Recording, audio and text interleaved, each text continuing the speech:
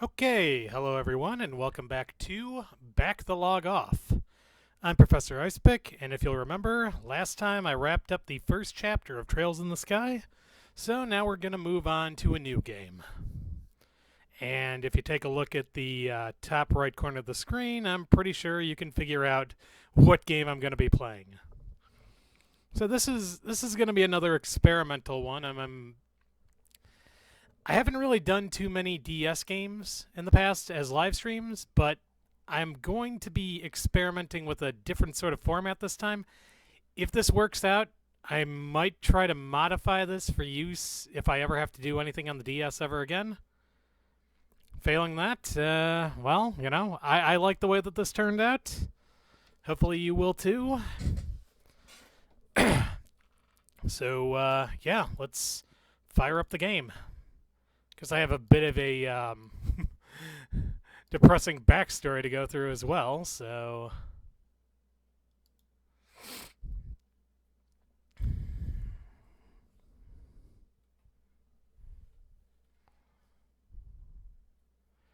Okay, so as you can see, tonight we're going to be starting up Ace Attorney Investigations Miles Edgeworth Prosecutor's Path, the English fan translation of Gyakuten Kenji 2.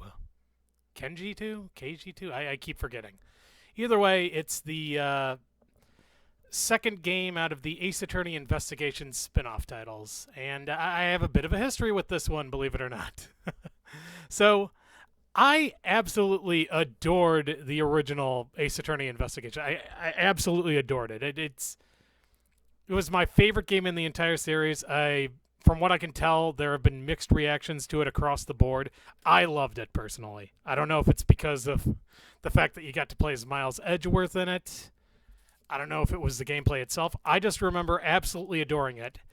And then Capcom went and broke my heart into a million pieces by saying that this game, the sequel, which by all accounts, from what I've heard, is such an extreme improvement over the original that even people who hated the original game consider it to be like one of the best games of the series, if not the best game in the entire series.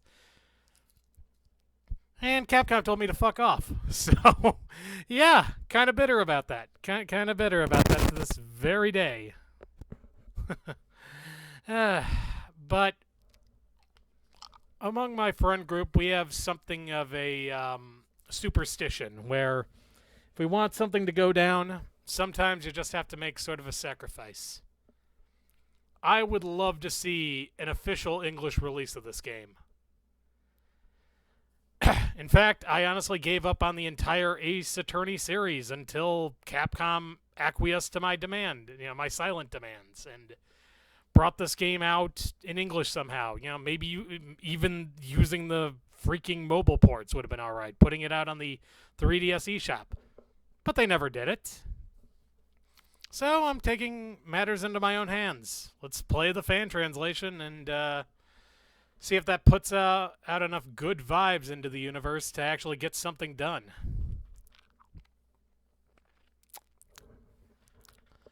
So, though, I mean, honestly, I say that I gave up on the Ace Attorney series, and that was true for a long time. I managed to hold out for like an entire decade. And then this year, and then when the Great Ace Attorney Chronicles came out, I bought that, and then I finally played it this year. So this is my second Ace Attorney game this year. Yay! Fuck. Who cares? So yeah, that's my dark and gritty. That's my fucking cool backstory about this game. So Ki requested this. He doesn't actually care about this recording. In fact, he only requested this game as a part of Back the Log Off just so that I would just fucking play it finally. But, like I said, I have some serious anger issues about this game. So it only makes sense that I might as well still stream it, right? Might as well. So, I've been rambling on for about 5 minutes now, so let's get started on this little journey. New game. Turnabout target. Okay.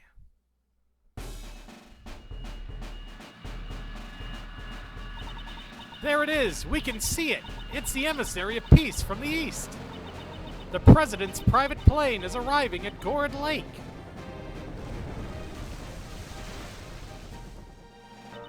Can you hear it? The cheers of the crowd! Welcome, Zhengfa Republic! Welcome, Mr. President! Mr. President, this way, please. Your audience awaits. Oh, he's gonna be dead, isn't he? Ah, now he's like, my dear friends, there's a reason for my visit. A few days ago, a smuggling ring that has long plagued my nation was exposed and crushed. This was possible thanks to your country's prosecutor's office. Oh, a gun. From the bottom of my heart, I convey unto them my utmost gratitude. However, the battle is still not over. I declare here and now, the hammer of justice shall be brought down upon all evil. Eek!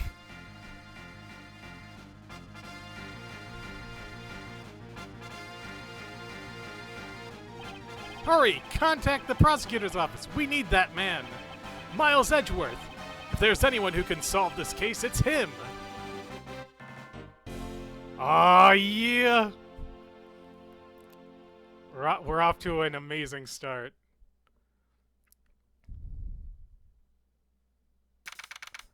March 25th, 2:46 p.m., Gourd Lake Park. Audience area. So yeah, take a look at that format. I'm really proud of this. So we got the main attraction up on the big screen there on the left. But we also have full view in that little tiny corner on the right. And of course the blank space, I used the logo there just to fill it in.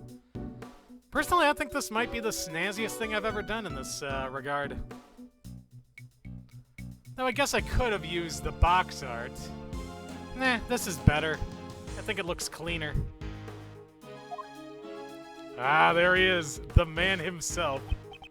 Word of this must have reached every corner of the world by now. Ah, Gumshoe. An assassination attempt on the president of the Republic of Zhengfa. My name is Miles Edgeworth. I'm a prosecutor. I was asked to investigate this grave incident, but upon my arrival... Mr. Edgeworth! We've been waiting for you, sir! This man is Dick Gumshoe. He's a detective with the local precinct who assists me on all cases under my jurisdiction. What is the president's current condition? I'm still not sure, sir.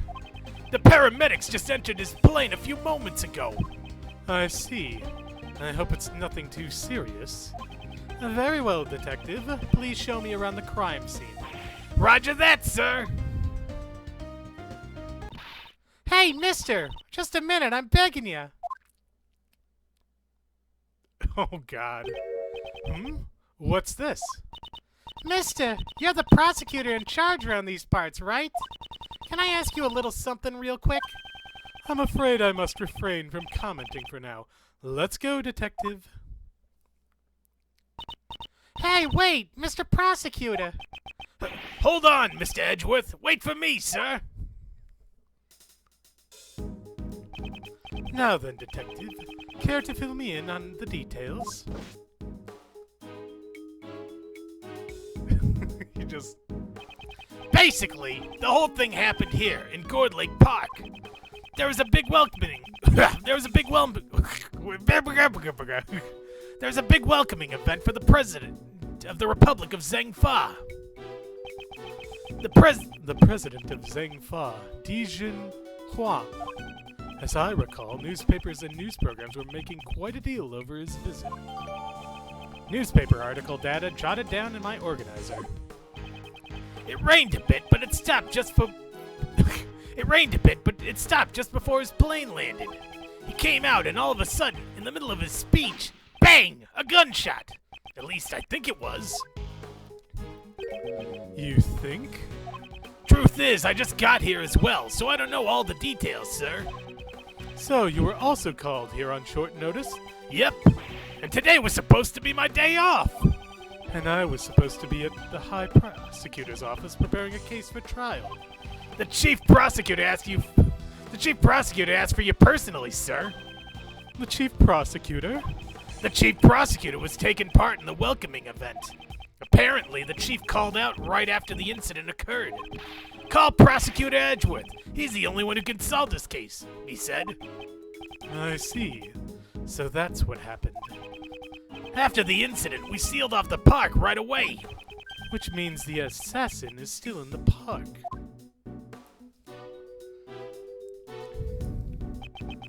An assassin in this crowd? This could get dangerous, sir. If there's another incident, these civilians could get in harm's way. This is a race against time. Let's begin the investigation. First, we investigate the crime scene and gather some information. Precisely. The animations here are perfect. There's no mistaking it. The president was targeted with a gun. Logic. This is something I'll have to keep in mind. Detective Gumshoe, where was security at the time of the gunfire? The police were only in charge of guarding the park's perimeter. The president was being protected by his own personal bodyguards. It's those guys over there. Why don't you try talking to them, sir? To talk to someone, press the A button while standing near them. Oh, okay, I like this. What do you want? You're the president's bodyguards, correct? What was the president's security detail like during the speech? The president had his two best men by his side. The rest were stationed near the stage area. We're professionals. We constantly kept our eyes on the crowd, scanning for any signs of suspicious activity. I see. In other words, security was flawless during the president's speech. Logic.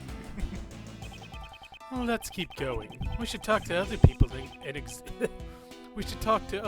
and examine anything suspicious in order to collect the remaining pieces of information from the scene of the crime. I see. So that's how you round up your info. So what do you want to do? So what do you do with all that info after it's all squared away? Someone in the crowd is making quite a ruckus, but I don't have time for that now. Hey, Mr. Prosecutor! Tell me how, please? After gathering some pieces of information, you try to find the connections between them. Detective! Hey now, don't be such a stick in the mud. What's this about finding connections? You connect the two pieces of information that share a link. That's Mr. Edgeworth's specialty. It's called logic, pal. Press the L button to use logic and the X button to connect my thoughts. I should start by pressing the L button to use logic.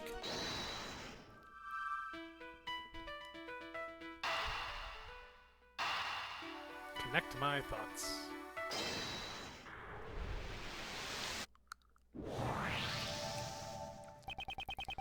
Someone was able to fire a gun under flawless security, and they were able to avoid being spotted by professional bodyguards. This is no easy task. There had to be a certain amount of preparation beforehand. It's very likely that the president's assassination was a premeditated crime. Bing. I expected nothing less from Mr. Edgeworth. What brilliant logic, sir! Yes, well, when you follow the facts and find a connection, you will begin to see the truth. However, if the information doesn't line up properly, I may stray farther from the truth. But if I think carefully before piecing the leads together, the logic should flow. Now this is I have to admit, Kay, I was right. This is actually a pretty good translation. I hope that if Capcom does decide to do this, they contact whoever handled this and basically just say, hey, could we use your script? Begin investigation. Cord Lake Park Stage. Okay, let's start by examining everything we can. To examine, I approach anything that looks suspicious and press the A button. And if I want to consult with Gumshoe, I press the Y button. Though I don't know why I would do something like that. A gun was fired during the president's speech. I remember when I had to give a speech in grade school. What an awful day. Right in the middle of my speech, an earthquake broke out and shook the classroom, sir. That really is awful. I don't do well with earthquakes myself. Huh? Are you listening to me? You're ignoring me, aren't you, sir?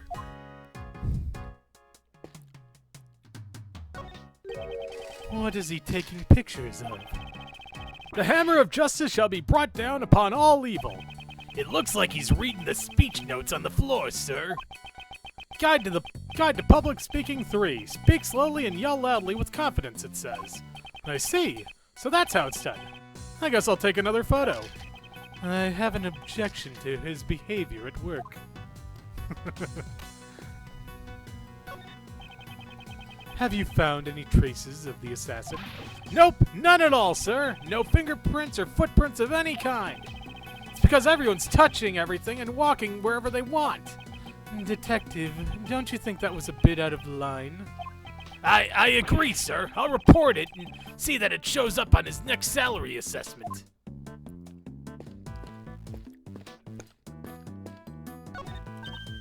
Ah, Mr. Prosecutor. How's this here investigation coming along? It's that woman from before. I cannot disclose any details concerning the investigation to the general public. Aw, help a gal out here, Mr. Prosecutor. At this rate, I ain't never gonna face my mentor, Lotta. That name just now sounded familiar. It's probably just my imagination. Oh, no, it wasn't. I know exactly who they're talking about here. Oh, hey, this is... Yeah, I was surprised too. No matter how you look at it, it's definitely... the Steel Samurai! The Steel Samurai. The Steel Samurai, warrior of Neo-Old Tokyo. A hero from a popular TV program. Popular with both children and adults, it has broad appeal. Why would they use a Steel Samurai balloon at the welcoming event, sir? Perhaps he was chosen as the hero to represent our country. I won't rest until I've inspected every suspicious-looking nook and cranny. Ah, here we go. Okay. Classic gameplay time. Poor Steel Samurai balloon. It looks so miserable. Indeed. What did it do to deserve such a fate? According to witnesses, a gunshot was heard when the balloon popped. Did a bullet from the gun hit the Steel Samurai balloon? Burst at the time of the gunshot. Was it hit by the bullet? Maybe it was an assassination attempt on the Steel Samurai. To desecrate the Steel Samurai like this is a serious crime. Detective, we must not let this reprehensible assassin get away with this. Of course, sir! Steel Samurai balloon data jotted down in my organizer. Okay, let's take a look at the flag. It's the flag of the Republic of Zhengfa. Its symbol appears to be a phoenix motif. This is... What is it, sir? Haven't you noticed? There's an unusual spot on this flag.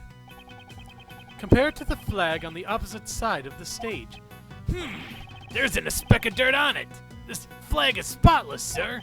Yes, that is what the flag is supposed to look like. However, there is one spot on this flag that is out of place. Where is it, sir? Please explain it so I can understand. What a helpless man.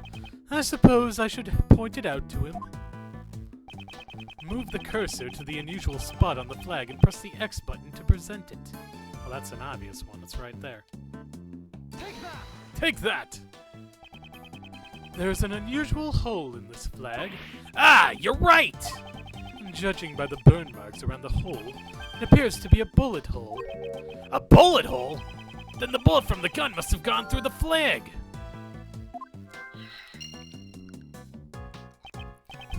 I seem to have gathered a few pieces of pertinent information. Now to calmly use some logic and figure out if any of them are connected to each other. Okay, so it's logic time again.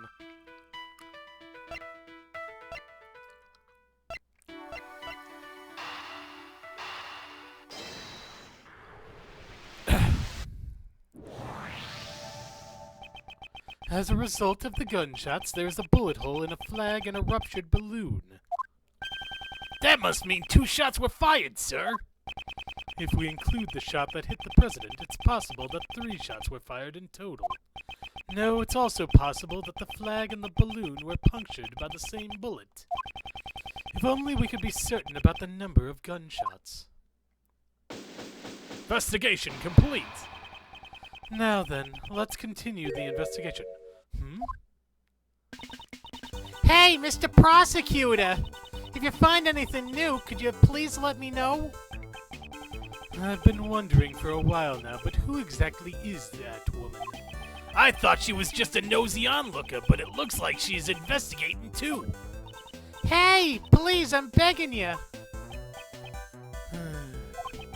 In order to figure out how many shots were fired, we'll need to talk to a witness. It can't be helped. It can't be helped. There it is. God, I should keep a counter of these. Let's try talking to her. Ah, Mr. Prosecutor. The name's Nicole Swift. Just between you and me, this case is gonna be my exclusive scoop. Exclusive? Ms. Swift, is it? Could you tell me what you witnessed during the... So how's your investigation coming along? Y'all got a suspect yet? Where'd you get that frilly doohickey around your neck? Hold it. Could you please stop talking for a moment? I will be the one asking the questions. What is this, an interrogation? I reckoned I was gonna get myself an interview. I'd like to know how many gunshots were fired. Can you please tell me what you saw? Well, I guess. I ain't telling you nothing. What? My life depends on info. I ain't giving it up that easily. Don't be selfish, pal. Won't you please cooperate with us? Selfish? If you ain't gonna share no info with me, then I'ma go get it from elsewhere. Well, wait a minute, pal. If I wait, are you gonna give me what I want? If not, adios, amigos. She won't budge. We're at a stalemate here. A stalemate? I wonder about that. What do you mean, sir? As you know, chess is one of my hobbies. How does one go on the offensive against a defensive opponent? There are many tactics available on the chessboard. Really? I don't know much about chess. I prefer checkers. Even if it appears to be a flawless defense, there is always an opening. Observe as I break down her defense with my words. In order to get her to talk, I'll need to use the right strategy. Using the image of a chess game, I need to stay one step ahead of my opponent. Oh, this seems really cool, actually. Now then, let's analyze the situation. Until you give me some info, my trap's sealed shut. She has her guard up, so this is her defensive strategy. If I waste too much time, she may grow impatient. I need to pay attention to the time limit. I must not be careless with my words. When my opponent becomes agitated or aggressive... I told you, I ain't talking! You're stubborn as a mule. For example, during times like this, I should calmly wait and see how things play out. The moment my opponent shows an opening, I'll be able to strike. First, I should ask about her identity. Now, let us begin. Logic chess, begin! First, could you tell me your occupation?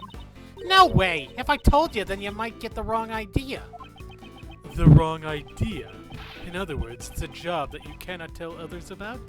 I never said that! I ain't some kind of suspicious person.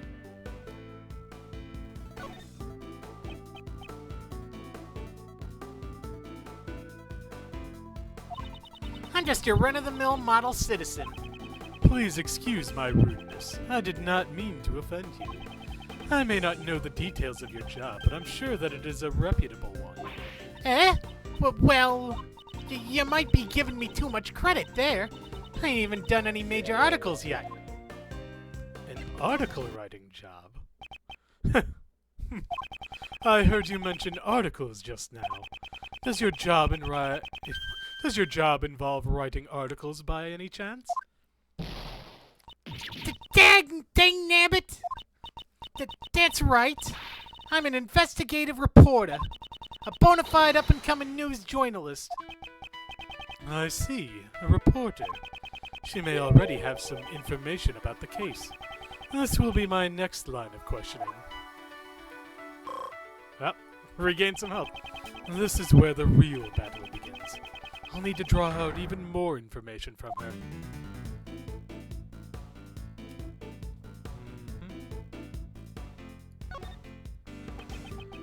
You said that you were a reporter. Did you come here to gather news material? If you want to know that bad, give me some info first. No, you first. Show me what you've gathered. Honest to Betsy, I don't know what you're talking about. I don't have enough clues to proceed with this line of questioning. Maybe I should try another line of attack. Were you present at the time the incident occurred? Hey, Mr. Prosecutor, how about some of that info you promised me? No, ladies first. I insist. I told you, my trap's sealed shut. You ain't getting my info that easily. Wait and see. Okay, she's too aggressive right now, so let's let her come. This is my livelihood here. Please, I'm begging you. If you stick your head in too deep, you may be putting yourself in danger. I'm a pro after all. A few gunshots don't scare me. Oh, here we go. I'll admit you're dedicated to your job. However, you still have much to learn. The fact that you heard the gunshots clearly means that you were present during the incident. You must have seen something. Busted again. I just happened to be here covering the speech, and that's when it all went south. That's all, I swear. I ain't saying another word. So, she was here to write an article about the speech. She should still have the material she gathered for her article. This could be a useful clue. You said that you were a reporter. Did you come here to gather news material? If you want to know that bad, give me some info first. No, you first. Show me what you've gathered. Honest to Betsy, I don't know what you're talking about. Let me try using that clue. Are you telling me that you came here to gather material and you left empty-handed? You should still have the materials you collected with you.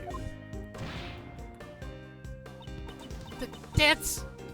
Darn tootin'! I'm a pro. I collect info with my own 2 feet. That's why I ain't giving it up without a fight. As the prosecutor in charge of this case, I'm making a serious plea for your cooperation. Don't you mess with me. I ain't handed it over, and that's final. I am just messing with you. Wait and see. Okay, she's aggressive. Please understand where I'm coming from, Mr. Prosecutor. Being a reporter is a tough job, isn't it? Ah, so you're finally getting it. How has your job performance been? Well, I'm always trying to be the best reporter I can be. This here tape recorder, I always carry it by my side. Here we go. Oh, this is it. I see. If you're trying to be the best reporter that you can be, then it would be unnatural for you to have not collected any news materials. You recorded it on your tape recorder, didn't you? The information regarding this case! Bam! Ah, doggone it!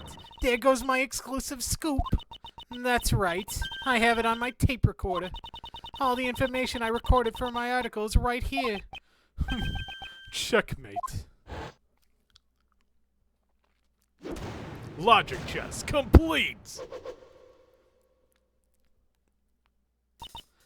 That's amazing, Mr. Prosecutor. Before I knew it, you done had me chattering like a chipmunk. Let me hear what you have on the tape recorder. If I listen to the tape, I should be able to determine the exact number of gunshots. Fine, but I won't let you have it for free. Other than my mentor, you're the first person to push me this far. Okay. Other than my mentor, you're the only person to push me this far. In other words, you're gonna be my second mentor. Yep, that's how it's gonna be. I see. It's kind of like a second home, sir. And I got one more request. A 24-hour exclusive interview. Please, Mr. Prosecutor, this is my first and final request as your apprentice. This is difficult to accept, but unless I agree to it, I won't be able to listen to the tape. 24 hours is out of the question, but I will grant you an interview after we solve this case. Well, what about being my second mentor? Also out of the question. Aw, don't be so ornery. Well, I guess you take what you get. It's all for the sake of my news scoop. Time to get the ball rolling. Let's begin our exclusive coverage. Well then, Miss Swift, please begin the playback of the tape recorder for me. Click. My dear friends, there is a reason for my visit. A few days ago, a smuggling ring that has long plagued my nation was exposed and crushed. I see. That this was the president's speech. Click. The president passionately addresses the crowd. He's deflating the rumors flying around about a recent decline in his approval ratings. This was my own commentary. I tried to create the feeling of actually being there. According to the schedule, there's a meeting after this. There's a meeting after this? You seem quite pleased that the Yatagarasu incident has been resolved. Well, of course. It's a great honor for us as well. Whose voice is this? Those are from the folks standing in front of me. I reckon it was two older men. They kept on whispering to each other. Where have I heard this voice before? Oh, the gunshot's coming up. Click. The president raises his fist in the air. The atmosphere is boiling to a fever pitch. However, the battle is still not over. I declare here and now, the hammer of justice shall be brought down upon all evil. Two guns. Well, what in tarnation? Whoa. God, I really should have given her a southern accent, but it's too late now. Click. Nicole's tape recorder data jotted down in my organizer. It seems that 2 shots were fired. And what do you reckon? It's quite simple, really. Using the bullet's trajectory, we can deduce its flight path. 2 shots were fired. 1 bullet hit the president. That means the other shot left a hole in the flag and punctured the balloon. Do you understand now? The location of the perpetrator who fired the gun. The bullet that struck both the flag and the balloon was fired from here. Okay, so let's say,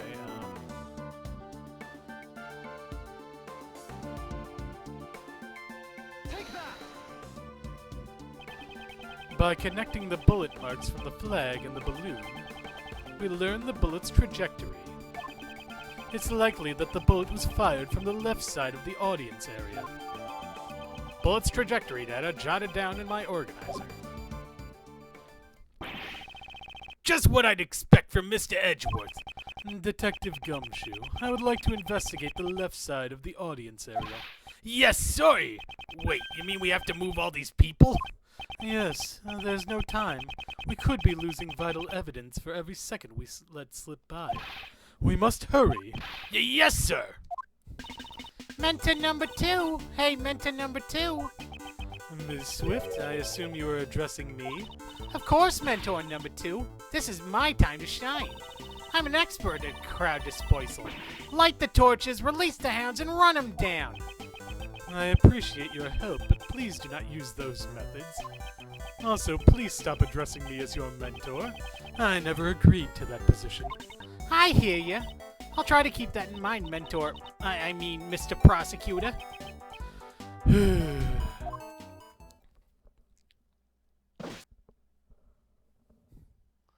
Here we go. God. Mr. Edgeworth, we're ready to begin the investigation, sir. Ms. Swift here was all over the crowd helping us round them up, sir. This ain't nothing compared to my first mentor's mob wrangling skills. She seems to be used to this sort of thing. However, Ms. Swift, all that running around seems to have caused your clothes to be covered with mud. I'll take care of the cleaning bill if you like. Eh? Oh, you're talking about my parka?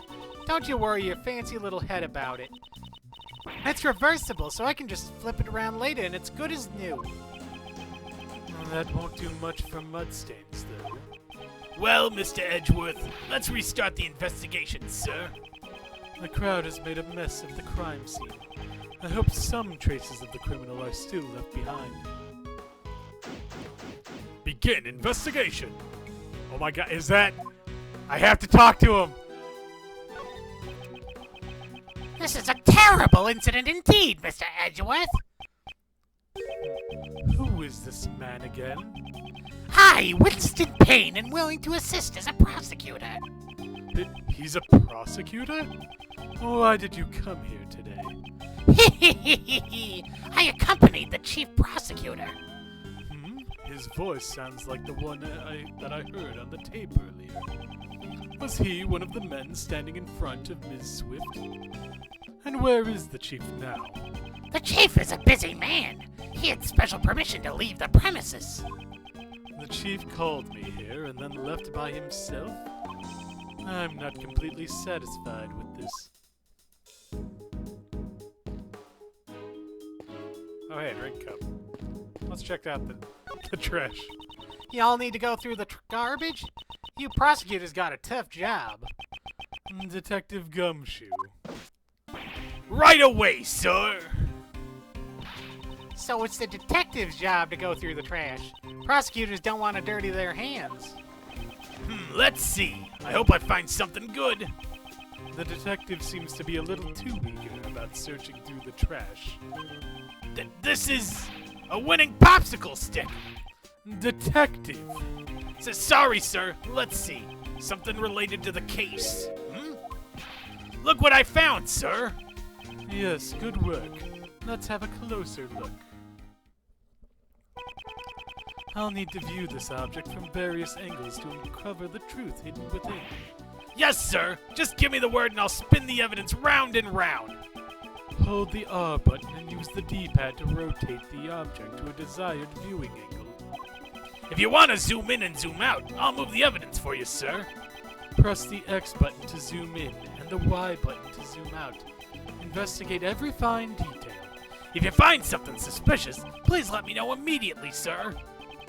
Move the cursor to a spot of interest and press the A button to investigate it. Oh, alright. Let's give it a try.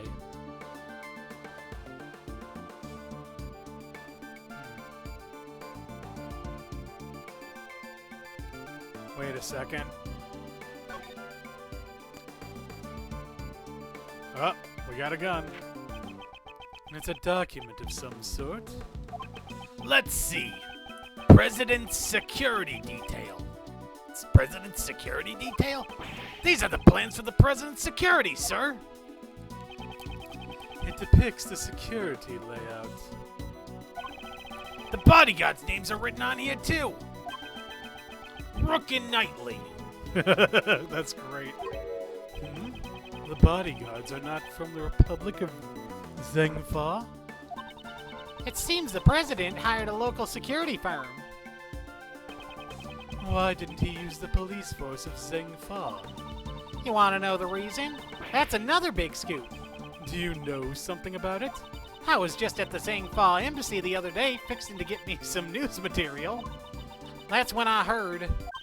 It sounds like the president's got plenty of enemies. He also don't get along too well with the top brass of the Zangfa police. I see. He doesn't even trust the people of his own country. This could be related to the assassination attempt. Security plans data jotted down in my organizer. But why would this document be in the bag? That is strange indeed. It concerns the safety of the president. Normally it would be under tight security. This bag! There's something else in it, sir! Yeah, a gun. Oh. This is... Why does it have a... It's a fucking revolver and it has a scope on it. It's a gun! It's a gun, sir! Mr. Edgeworth, could this bag have belonged to the... Indeed, it is possible that the assassin may have thrown it away. It's a revolver. For something like this to appear in a place like this. Is this the work of a professional assassin? He must have used that document to carry out the crime, sir! This revolver. I will need to take a closer look at it.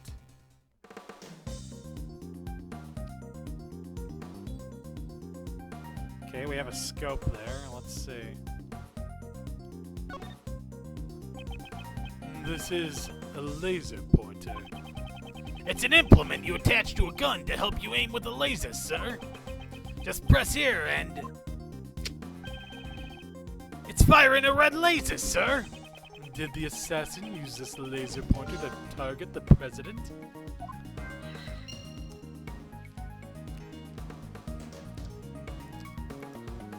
Okay, let's see.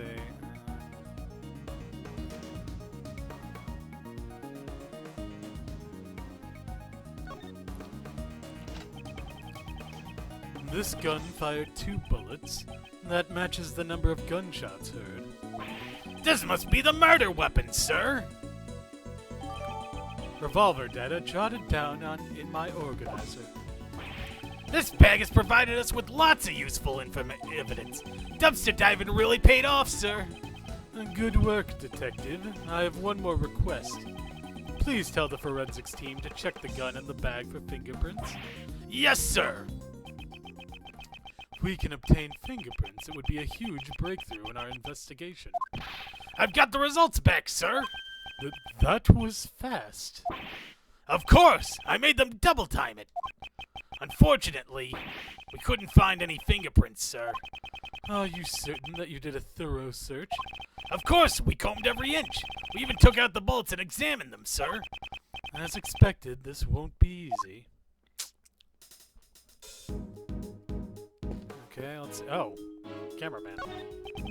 You are with the television crew, are you not? Oh, that's right, but... Then you must have recorded the speech. I'd like to see the footage.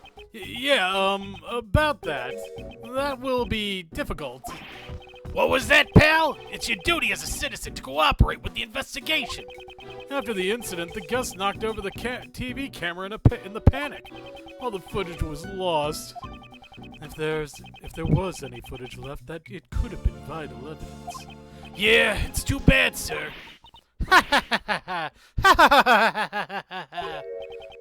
What was that? Looks like you're in a jam, Mr. Edgeworth.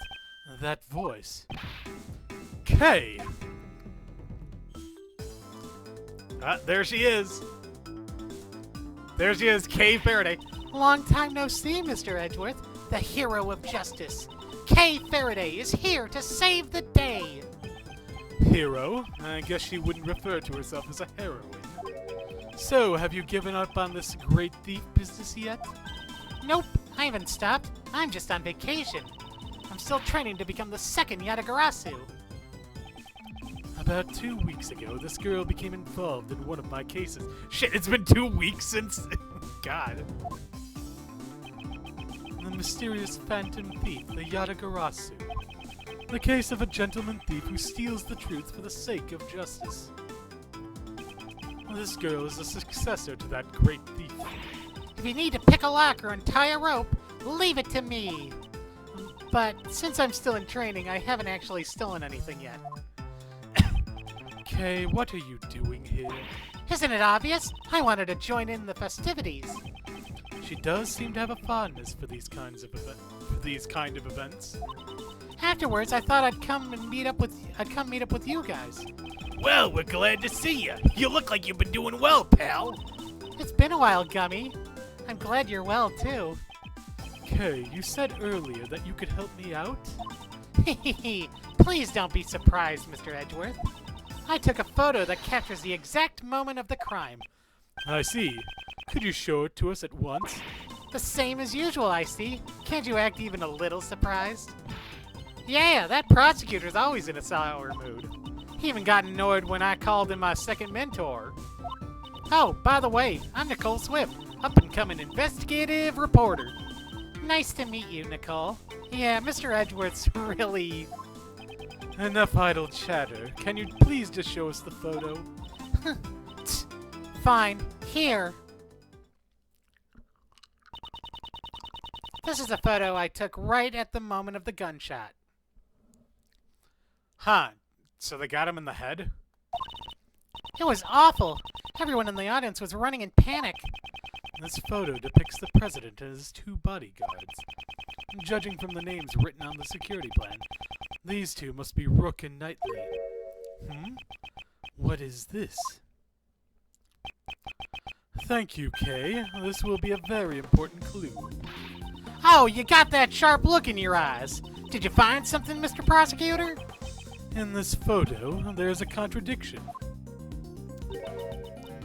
This photo? I don't see nothing. If you don't understand, then I'll show you. The scene captured in the photo and the evidence I have on hand. By comparing the two, I'll find the contradiction. It's time for my deductive skills to come into play. First, I have to find the spot that holds the contradiction. That would be his forehead. Once I've found the contradiction, I press the X button with conviction. Then I present the evidence that contradicts the spot.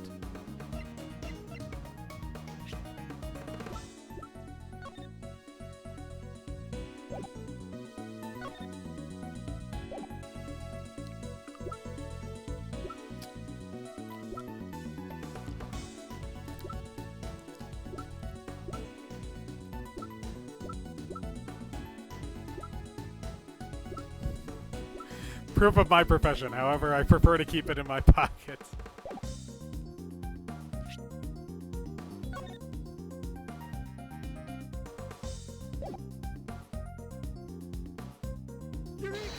Eureka!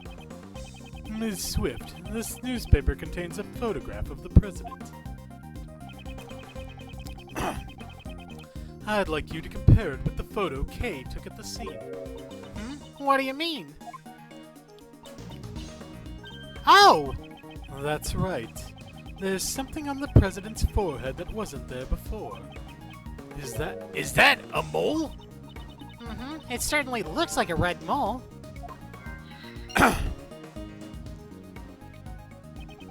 That's foolish. It's hard to believe that a mole would pop out of thin air like that. Maybe a bug bit him, sir. That all? I thought you were onto something. Turns out it's just an itty-bitty bug bite. You were talking with such a serious look on your face. I was getting all excited. The way to the truth always begins with small contradictions. Oh, that's a great way of putting it. I'll be using that for my article. Kay's camera data jotted down in my organizer. Okay, so let's see here now.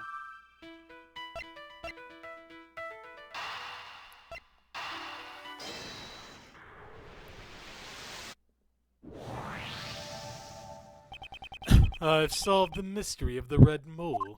Eh? You mean it's not a bug bite, sir? It's nothing like a bug bite or an itchy rash. This is the light from a laser pointer. You mean a gun was aimed at the president's forehead? And right after that, the second gunshot was heard.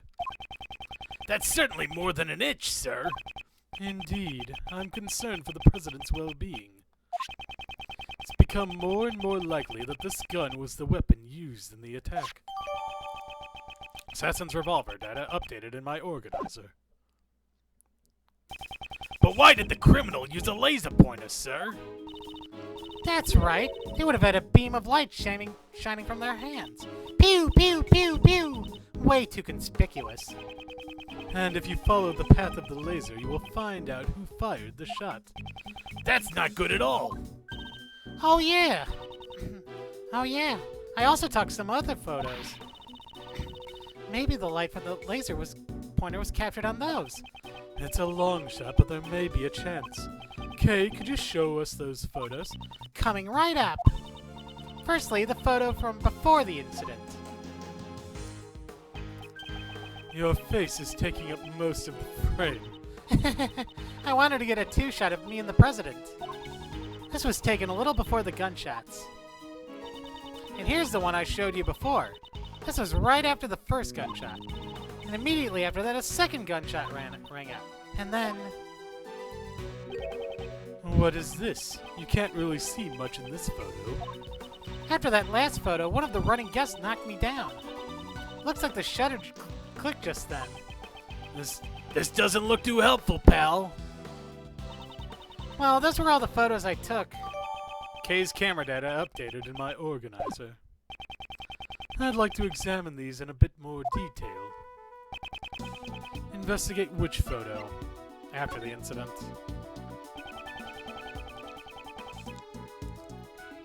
Where can the light from the...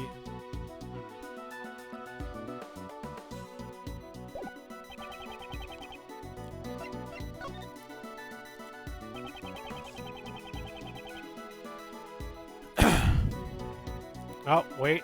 I see it. I found it! Well, what? Look just in front of this person in the red hood. Ah, there! Yes, that's probably the light from the laser pointer. Then that red-hooded person. Would be the assassin. We did it! It's all thanks to me, right? Right. As expected, the great thief has stolen the truth. Perhaps the criminal can also be seen in the other photos. Let me examine these photos one more time. Investigate which photo? Okay, after the incident, then, clearly. Oh, he's right there. Where can the red-hooded assassin be seen? Ah, there! The red-hooded assassin. It looks like they're escaping in the panic, sir. We can see the direction they ran. Ah, the samurai dog banner! Right. The assassin escaped toward the right side of the audience area. Detective Gumshoe. Got it, sir. We'll investigate the right side of the audience area. I'm counting on you.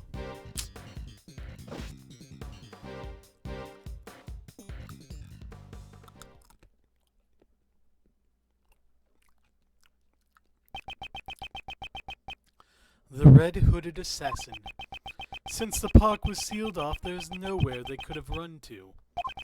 If we follow their trail, we'll definitely catch them.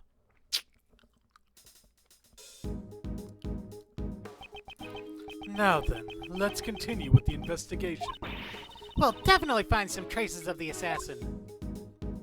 Okay, we got a hat here.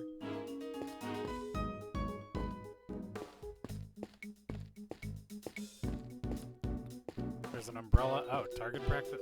Wait. The flag from the shooting booth is lying on the ground. The crowd probably knocked it over. Judging from all the footprints on the flag, there must have been quite a panic. Do you know where you can buy these flags, sir? Why do you want to know? Are you going to write Gumshoe on the flag and carry it around with you? Yeah, how did you know, sir? Don't tell me, Mr. Edgeworth. Did you just read my mind, sir?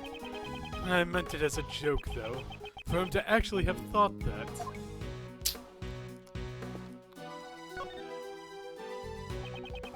I won't rest until I've inspected every suspicious-looking nook and cranny. Oh, here we go. This is... It's a red button, sir. Could this be... This could be related to the person in the red hood. Puddle. I can see the sky reflected in the puddle. After the rain stopped. Was that a haiku, sir? You're quite a poet, Mr. Edgeworth. That was not my intention. Well then, how would you describe it? How's this, sir? The rain leaves behind a puddle. Just like Mr. Edgeworth's logic leaves me in a muddle. Not bad for a poet, not good for a detective. God. It is a cheap-looking food stall made out of plywood. They're selling samurai dogs. Mr. Edgeworth, I've got $2, sir. Am I imagining things, or are you suggesting we take a snack break during our investigation? Of course not, sir. I just thought, could help us with our investigation. I'll buy you a box when we're finished with the investigation. I'm sorry, sir. What? What's with the look on your face? Is there a problem? No! That was just unexpected, sir. God. There's something red down there. Detective Gumshoe, please check underneath the food stall. Something stuck down there. Here, let's see. It is a red raincoat. Could this be? The assassins! It appears that he got rid of his raincoat before he got away. Red raincoat data jotted down in my organizer.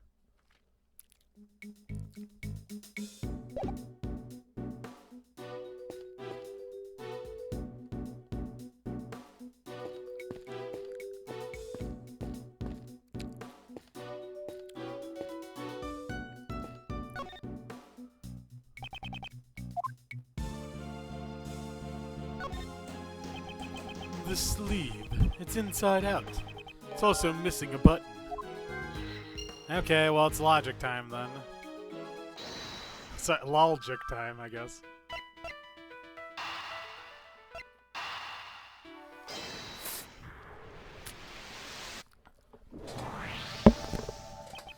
It looks like the fallen button came from the raincoat. It probably fell off when the assassin took off the raincoat. If you look closely, you can see that the right sleeve is inside out, sir. It appears they took it off in a hurry. The button was probably torn off. After shooting the president, the assassin disposed of the gun in the bag in the garbage bin. Then, during the panic, they moved from the left to the right side of the audience area. The bullet's trajectory led us to suspect someone who was on the left side of the audience area. The assassin then took off the raincoat and hid it under the stand. The assassin was in a hurry to remove the raincoat. That's why there are signs that the right sleeve was hastily removed. It also explains why the button was torn off. Oh God. If that's the case, why is the left sleeve not in the same state? Ah, that sleeve isn't inside out. On the contrary, the button is still tightly fixed. What do you mean, sir? To find the answer, we must examine this raincoat in detail.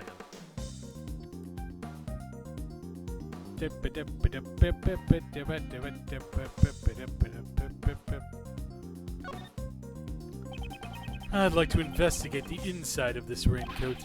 Detective Gumshoe. Got it! Oh, what do we have here?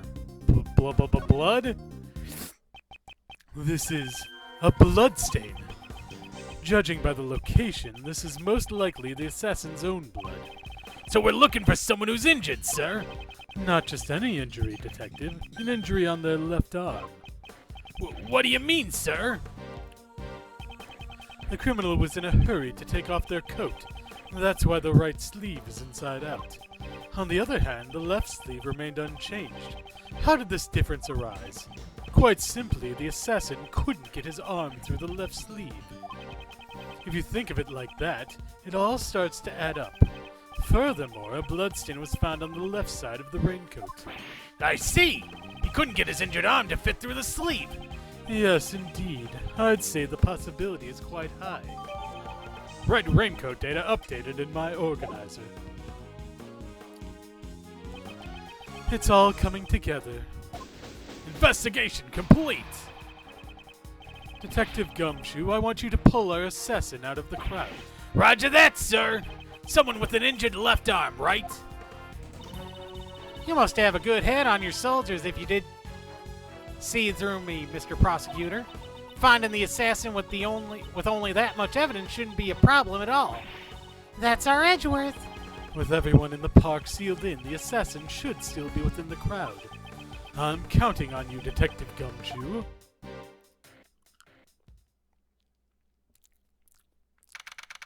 March 25th, 3:27 p.m., Gourd Lake Park, audience area.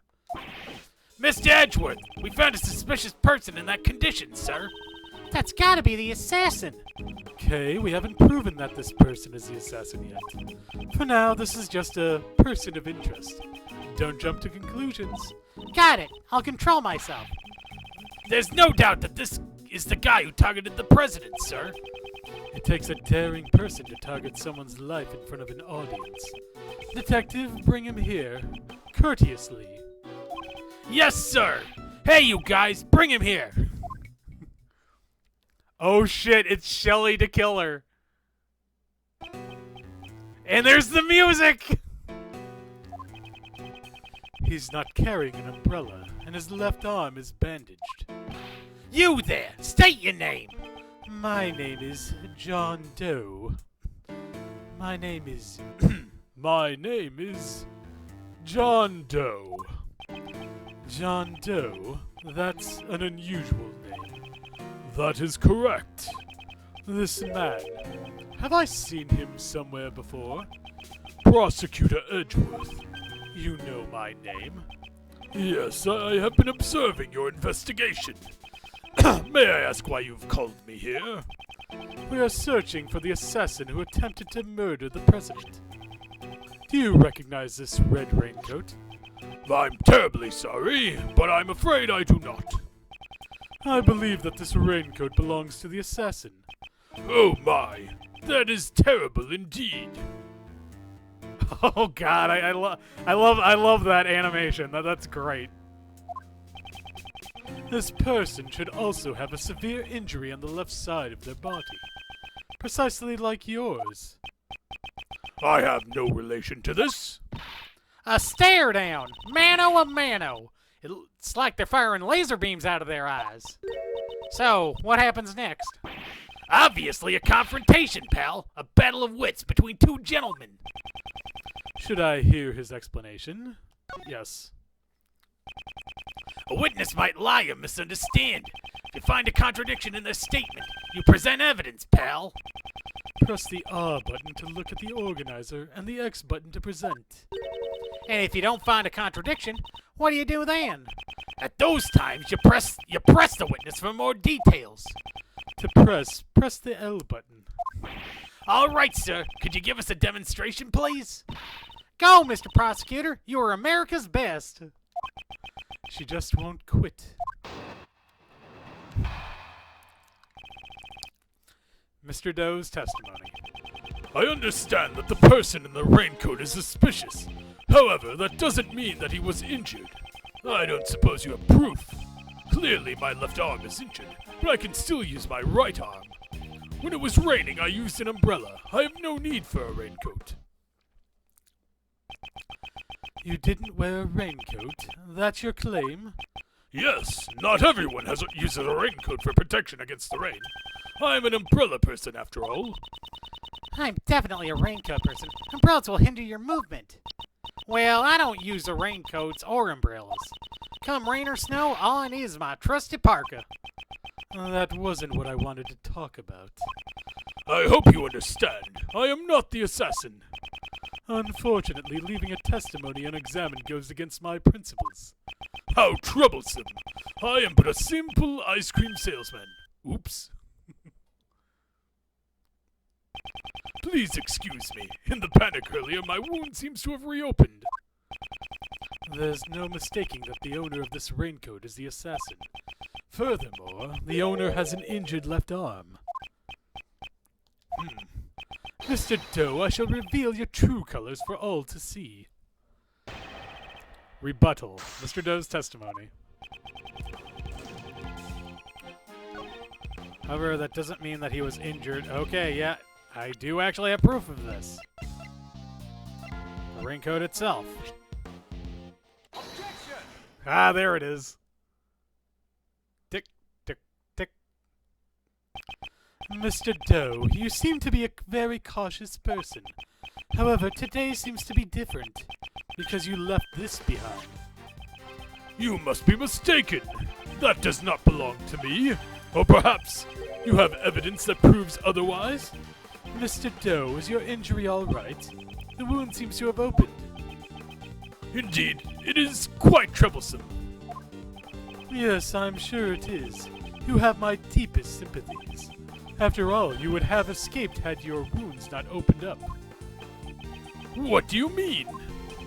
There's no mistaking that the one who wore this raincoat was injured, and I can prove that person was you. With this. Oh god, the ice cream is this is incredible. I love it so much. I love this so much.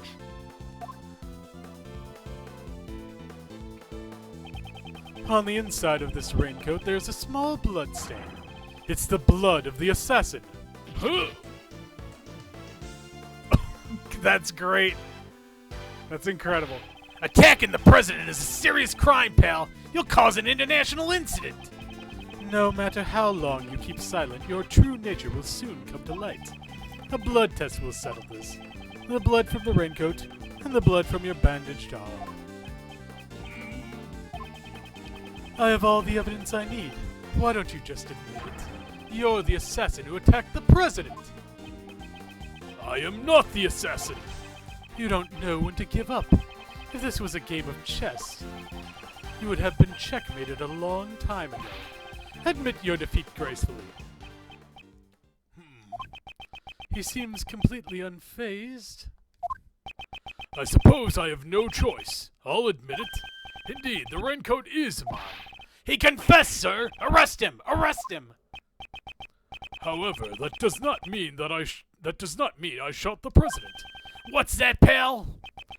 Prosecutor Edgeworth, all you have proven is that I wore the raincoat. What sort of crime is that? Oh.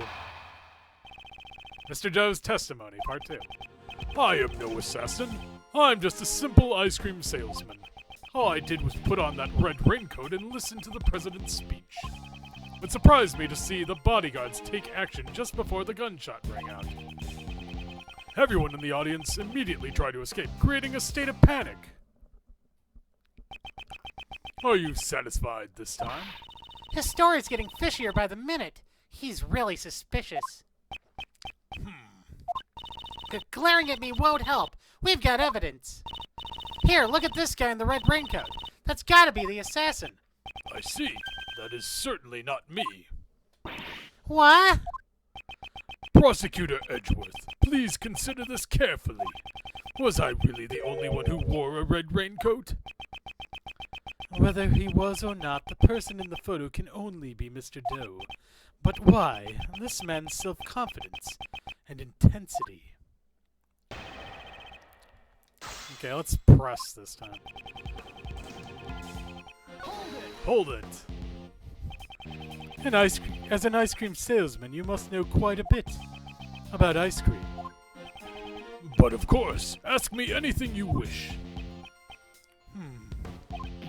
Curses! I don't know anything about ice cream. So, what's the most important thing about making ice cream? Mr. Edgeworth? The most important thing about making ice cream is honor.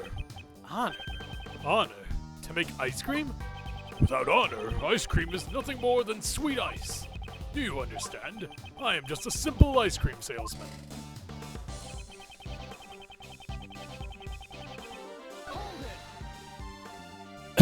Why did you use a raincoat instead of an umbrella? Is it strange to wear a raincoat on a rainy day? It's strange to purposefully wear a raincoat when you can't get your arm into it. If both my hands were occupied, I wouldn't be able to serve ice cream. Why didn't you mention that in your testimony earlier? I'm terribly sorry. It must have slipped my mind. After all, I had just gone through all that. All that? The shooting of the president, of course.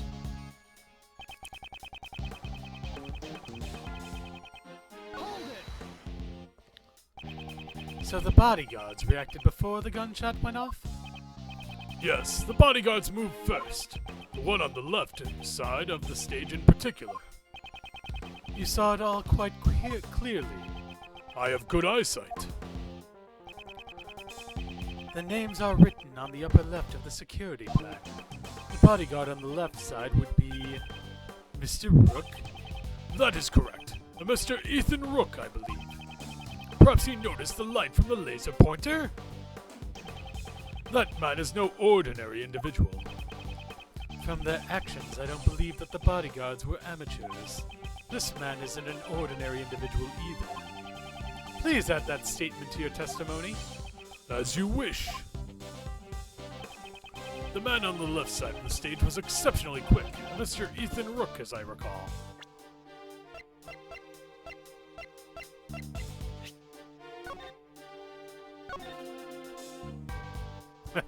Okay, that's great. That's actually great. He has the hairstyle, too.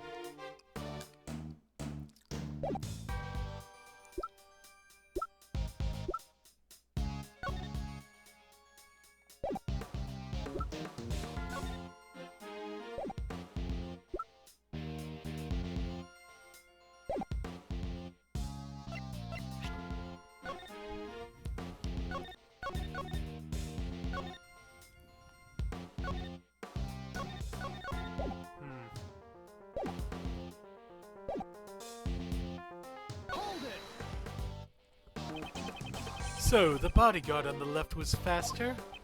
He reacted in just an instant. His response time was superb. I believe his name was Ethan Rook.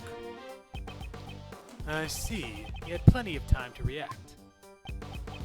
Not necessarily. His expression never changes.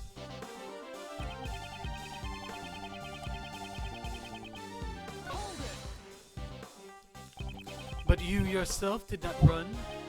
No, I did not. Aha! What were you doing then? Amidst the panic, someone gave my wound a big wallop. I was in terrible pain.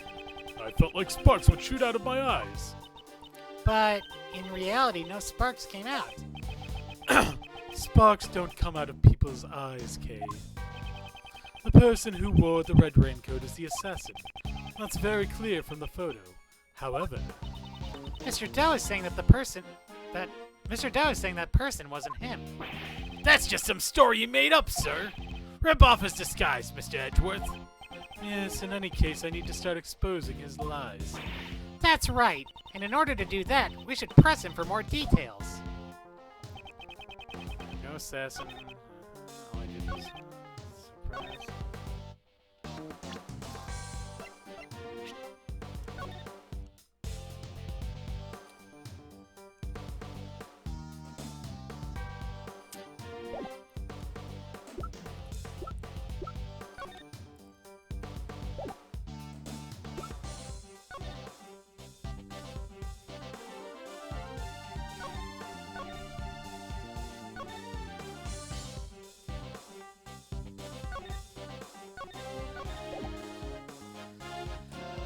Well, it's time for me to go with old reliable. Time for you to see my secret shame. When all else fails, flail wildly. Present! Wait, was that right? I'd like you to have a look at this piece of evidence. But of course, to what do I have the pleasure of looking at? Don't you have anything to say? Nothing in particular. Yeah, there we go. So this is the wrong piece of evidence. I need to pay close attention to his testimony in order to find the contradiction.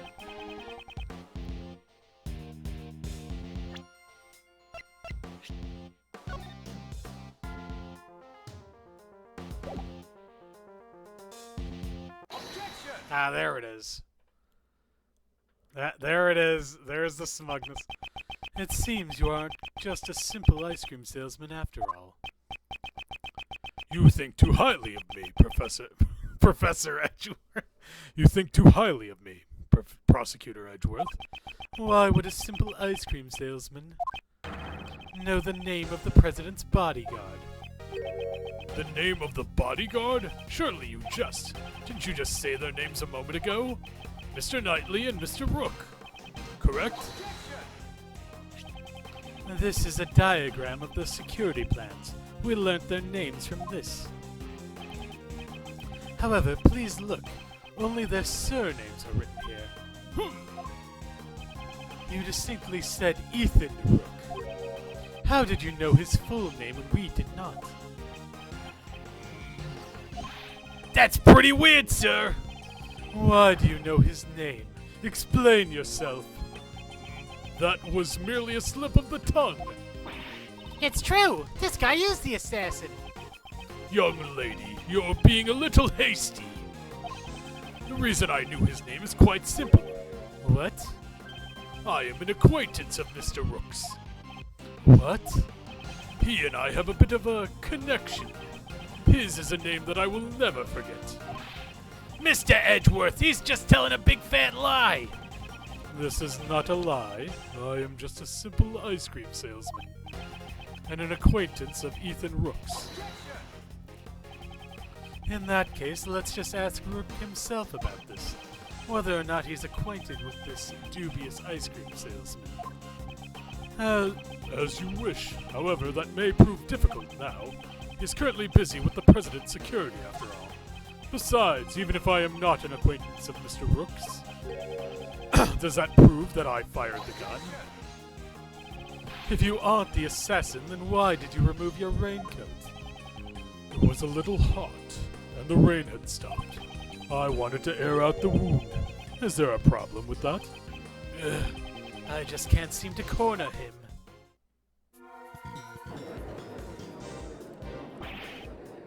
Mr. Edgeworth, what are you doing?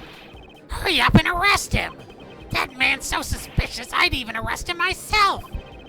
Arrest him without evidence? How could I do such a thing? Come on, Mr. Edgeworth, can't you do something? Breaking news, the criminal is on the verge of escaping the prosecutor. Oh dear, they're already treating me like a criminal. I understand. Since I've been suspected this far, it seems I will have to tell the truth. The truth? What is he up to? I saw another person wearing a red hood.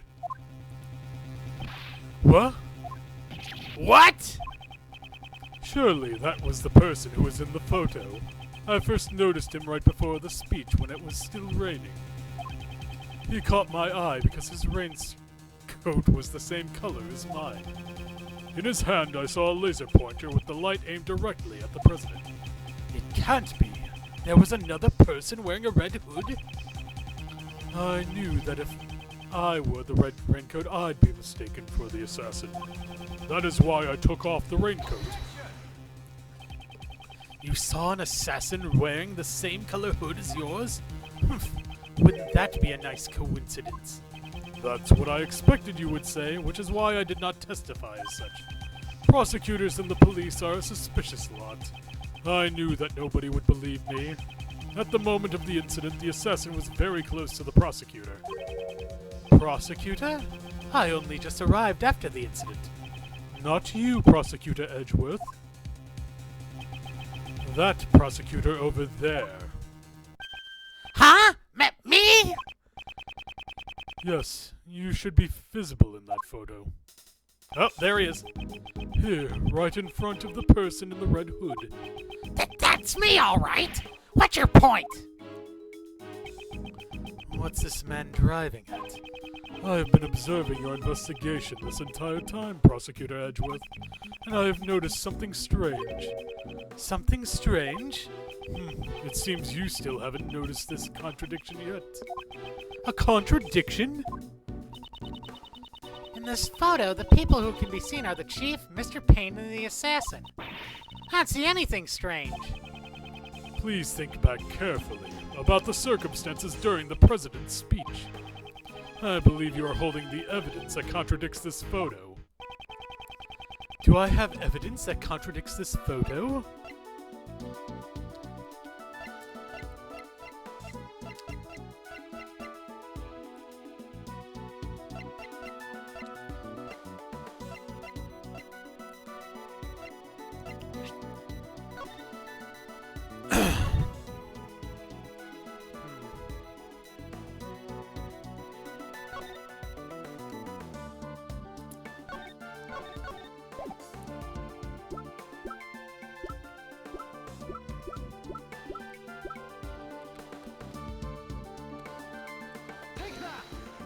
that be it? Honestly, I'm not sure, but I'll present this. Mr. Edgeworth, is it really okay to present evidence you're not sure about? In times like this, maybe you should hold back, sir. Yes, that's right. I didn't mean to go this far. It's a shame, but you should just accept your mistake and try again. Not good. The photo shows the chief, Mr. Payne, and the person in the red hood. And this was taken during the president. Oh. Oh shit. Wait, I'm wrong? Okay, I guess I am. It can't be. There's a contradiction between the photo and the tape.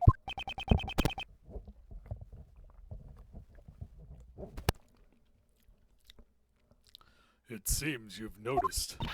Mr. Edgeworth? What's going on? There's a person missing from this photograph. Huh? Who is it? Yes, it's rather strange. Someone who should be there, but is not. The person who should be in this photo is Nicole Swift. Huh? Miss Swift! Why would you say that? Mr. Payne's voice was recorded on Ms. Swift's tape. He was whispering quietly with the chief prosecutor. Those are from the folks standing in front of me. I reckon it was two older men. They kept on whispering to each other. It seems Miss Swift was near Mr. Payne when she recorded the speech. Ah! But she isn't anywhere in this photo. That is correct. Now, Mr. Prosecutor, who is the one you should be pursuing? Nicole Swift, would you mind giving us your testimony? Come on, it feels weird when you talk all formal like that. It's fine. I ain't got nothing to hide. Ah, so she's the real killer. Ms. Swift's testimony. It ain't like I stayed in one spot while I was recording. I was moving around the audience area, shuffling here and there. I reckon this picture must have been snapped at a different time to my tape recording. So quit making that scare face. It ain't what you think. Ms. Swift's tape recorded a conversation between my colleagues.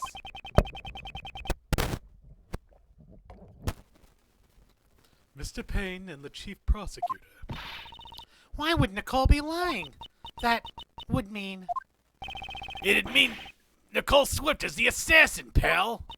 Y'all gotta be kidding me. I ain't done nothing like that. Be that as it may, however, there is a contradiction in your testimony. Huh? I don't reckon so, no sir. It appears I must reveal this contradiction with evidence. Okay, rebuttal. It ain't like I stayed in one spot while I was recording. I was moving around the audience area, shuffling here and there. I reckon this picture must have been snapped at a different time.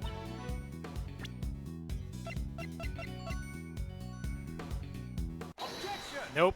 This time I know exactly where to go. Yep. There we go. We're doing it. Ms. Swift, a reporter shouldn't lie. I ain't lying. I'm an honest journalist. Perhaps, but there's no denying that the photo and the recording were taken at the same time. That so? And what makes you say that? The truth lies in these photos. This photo could only have been taken at the same time as your recording. Which spot shows that this was taken at the same time as the recording? That would be right here. Take that! Can you see the president with his fist raised in the air? What about it? Ms. Swift, might we hear your tape one more time? Nuh-uh. You ain't gotta hear a word way you been treating me. Or would you rather we charge you with obstruction of justice and seize it from you? Fine, you win. I'm no match for you, Mr. Prosecutor. The question is, during which part of his speech did the president raise his fist?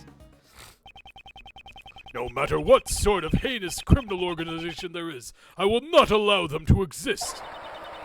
The president raises his fist in the air. The atmosphere is boiling to a fever pitch. Aha! Raises his fist straight from the horse's mouth, sir. This tape was recorded at the moment the president raised his fist overhead. Then that means Nicole not being in the photo is really strange. Oh, but she is in the photo, right here. The person in the red hood. It was you, Nicole Swift. Ah! Oh, a bear trap. You're the real assassin, aren't you, pal? That ain't so. I ain't never worn that red raincoat. This red raincoat in question belongs to...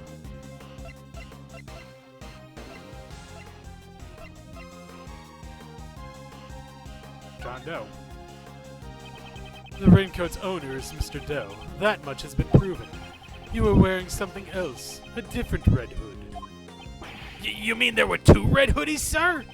Mr. Doe's last testimony was true. But we didn't find any other red raincoats. What Mr. Doe saw was a red hood, not a raincoat.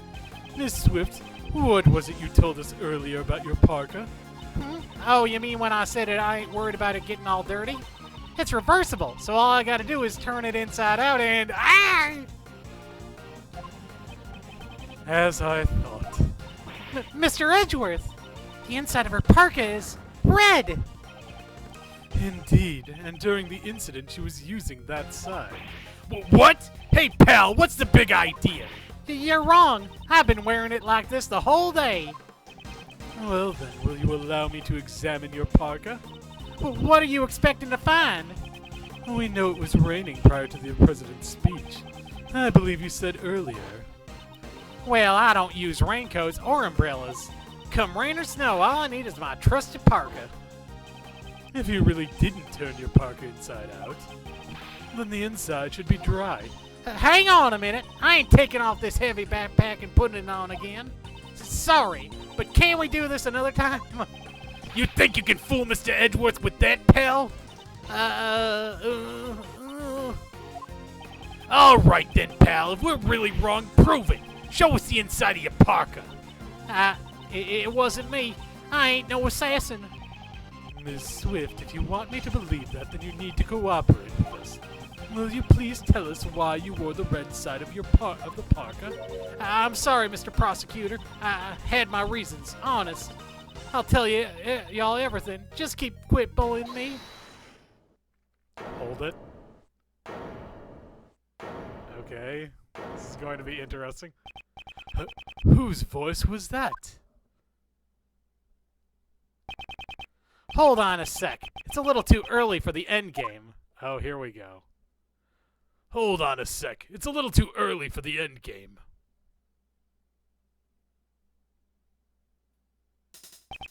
Hey, you in the fancy suit. Haven't you been jumping the gun ever since your opening move? This man was in Kay's photo. Whoa, I guess I should introduce myself first. My name is... That's a nice animation. Keira Knightley. Horace Knightley.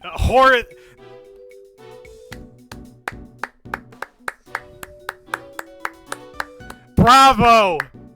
Bravo! Okay. Yeah, no. Capcom needs to pay these people for this translation. This is perfect right here. Horace Knightley? Horace Knightley. Come on. That's perfect. The president's bodyguard. Second in command of his personal security unit. Ah! Well, watch it, pal. That's not a toy. Whoa, my bad. She just wants to come out and play.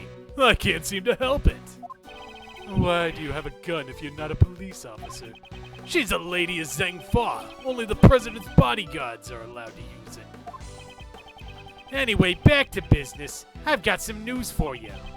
There's good news and bad news. Which do you want to hear first? It makes no difference to me. Do as you wish. You sure? I'm giving you the first move.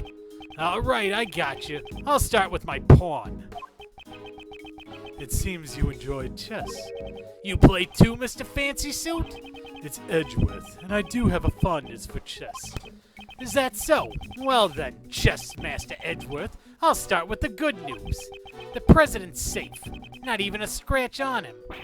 Really? That's great, pal. It seems that the young lady was not a murderer after all. Good for you, Nicole. But Whoa there! Don't forget, there's still the bad news. The president is safe because his bodyguards protected him. Actually, I had nothing to do with it. It was the leader who protected him. At the cost of his own life. That would be the other bodyguard. Rook, was it? Yeah, that's right. Rook died to protect the president. Huh? What? Is that so? Rook is dead. What a shame. that means, Nicole. It means that the little lady killed him. My brother in arms. That ain't true. I ain't a murderer. Whoa there! Pipe down, little Miss Murderer. Geez, even if we had to make a sacrifice to protect the king, it was a pretty bad move, that castling. Sacrifices in castles? What's he talking about, sir? They're all chess terms. He's saying Rook's life was exchanged for the president's. This guy sure talks funny, sir. Horace Knightley, was it? What do you want? I'd like to examine the victim's body as soon as possible. And if it's possible, I'd like to question the president. Sorry, but I can't let you do that. What? What? I got another piece of news for you, and this one's a doozy. There's another piece of news? From here on out, this investigation will be handled by the Zhengfa police. What? What's going on, pal? This case is under our jurisdiction. You have no right to interfere. You're Prosecutor Edgeworth, right? The president knows about you solving the Yatagarasu case. I'm honored. That's why the chief prosecutor designated you to be in charge of the case. It seems the chief prosecutor made a little appeal to the president. But it looks like you're the wrong guy for the job. I didn't know you'd have this kind of reaction. It's the president's orders. If you oppose, you'll cause an international incident. Capiche? Ugh. Hey, little lady, get over here. We'll continue your questioning inside the president's plane. No. I didn't do nothing. Hey now, don't be a baby. You scared of a little Zhengfa justice? Mr. Prosecutor, please. Please help me. Ms. Swift? It's clear that Ms. Swift was the person in the red hood. However, that doesn't mean that the whole truth has been revealed. I really didn't do it. Please believe me. Is it really all right for it to end this way? All I see is a girl with eyes full of fear, pleading for help. Certainly not someone who's committed a heinous crime. If I stand aside now and do nothing, the truth will be lost to the darkness.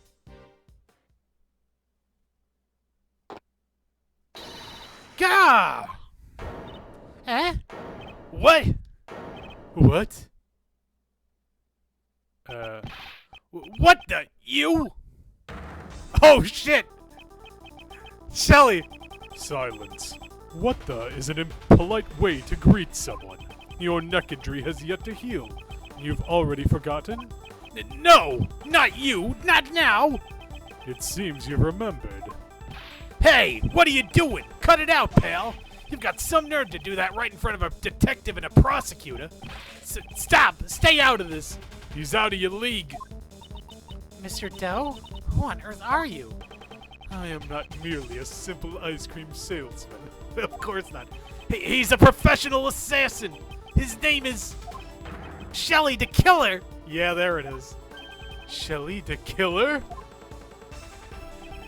There's no one in law enforcement who doesn't know the name the Killer. An assassin who will carry out any request without fail.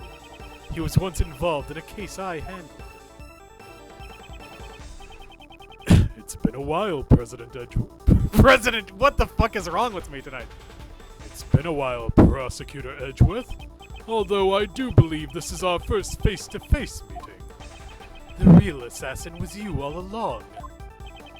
That is correct. I received a request from a key individual to take the president's life. I should have seen his face before in the case files.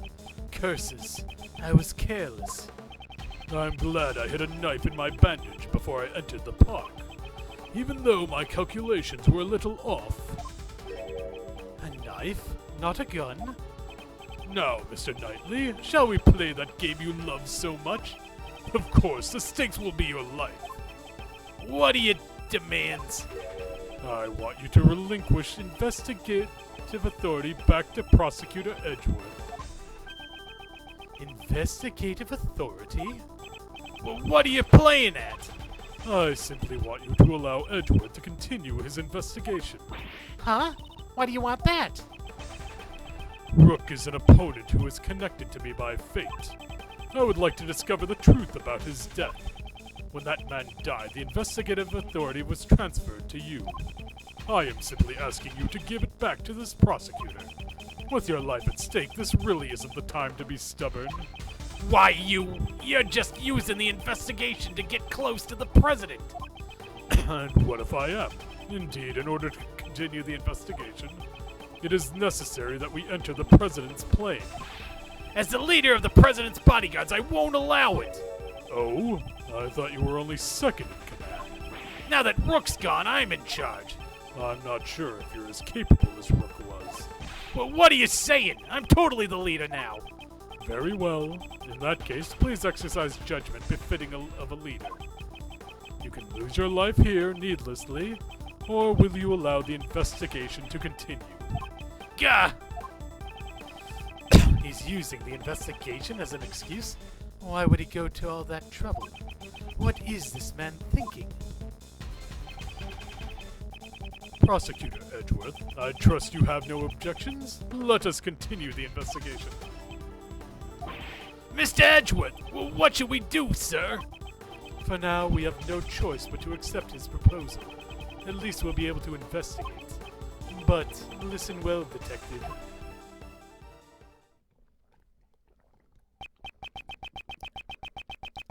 I'll use the investigation to buy us time.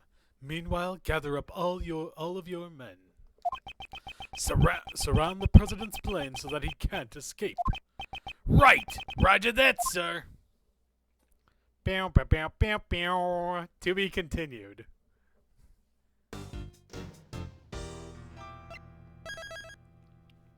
Saving. Do not turn power off.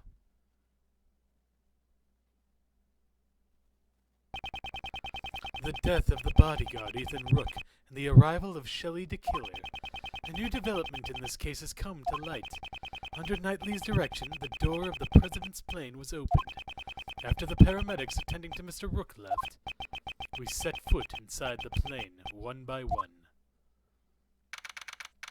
March 25th, 4:15 p.m. The President's plane, office. Oh my, where would the president be? Who knows? He just looks around. It seems he's just behind that door. Still a coward, I see. You think he'd just show himself in front of a hitman? Not a chance. Didn't I tell you already? My purpose here is simply to investigate the case. Well then, Mr. Prosecutor, we await your examination of the body. Right. For now, I have no choice but to obey and continue the investigation. The rest is up to Detective Gumshoe. I'm counting on you. The attempted assassination of the president became the murder of a bodyguard. It looks like you could have used some help, Mr. Edgeworth. Well, I don't deny it, but... See? Exactly. If that's the case and it can't be helped, just leave it to the great Steve K. Faraday. Okay. All of these that can't be helped are starting to get on my nerves. So maybe clear that. Maybe remove half of them if you use this translation. Right. So are you saying you can solve this case? Nope. Said with such certainty. Instead, I'll stick to being your support. Right, let's get straight to the investigation. We need to buy time for the police to prepare. I'll need to draw out this investigation for as long as I can.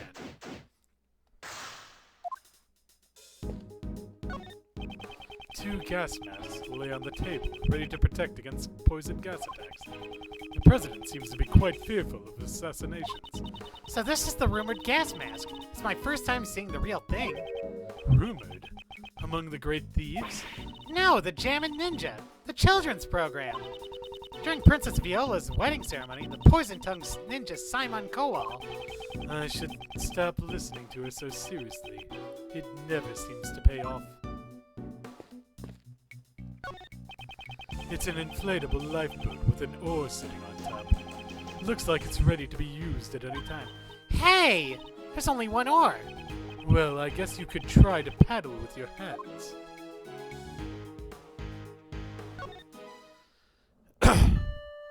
Murder suspect. It ain't me. I'm just a journalist. All I wanted was a scoop. I'd never kill nobody. Well, you still haven't told us why you concealed the parka from us. Well, that's because I thought y'all would get suspicious. Is that really the only reason? You gotta believe me, Mr. Prosecutor. I didn't do nothing. I won't tell you not to worry, but there's no need to be overly frightened. If you truly are innocent, I swear I will prove it. Yeah, my mentor does believe in me. For the last time, Ms. Swift, I am not your mentor. Oh yeah, I'm sorry. Mr. Prosecutor, you'll always be my second mentor. That's not quite what I meant.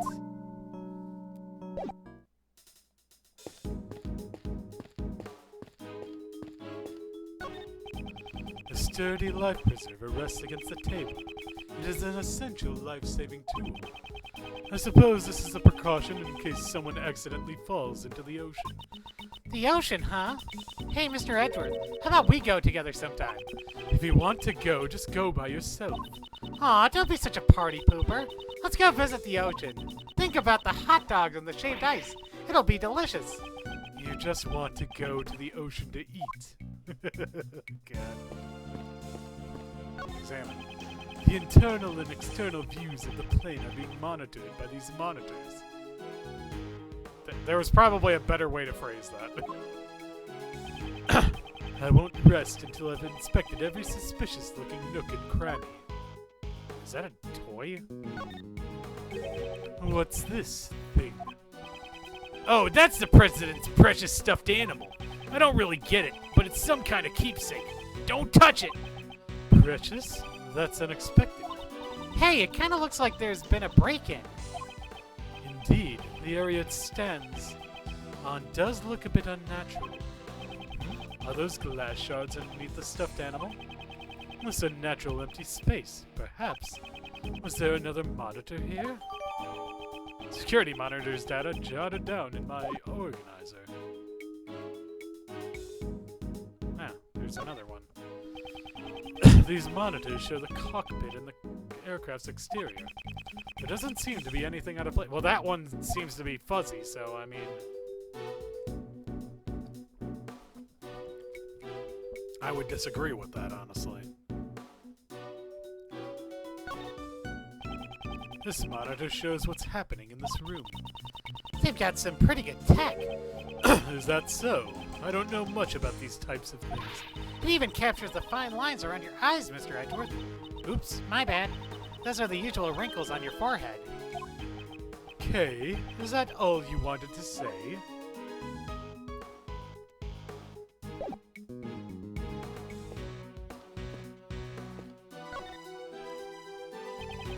I won't rest until I've inspected every suspicious-looking nook and cranny. What the hell is that? It's a collection of colorful personal security alarms. They all seem to have been used before. The president. He sure is a nice guy. He bought these security alarms to protect his wife and kids. Then why would he leave them all here? It's obvious that they're for his own personal use. Objection! A single person can't carry that many security alarms, because a person only has 2 hands. That objection is worth 0 points. Oh hey look, a bulletproof vest. That's a heavy-looking vest. The president's clothes must be made from some special fabric. Indeed, it's to protect against bullets. Wow! It even does that? Naturally, this is a bulletproof vest after all.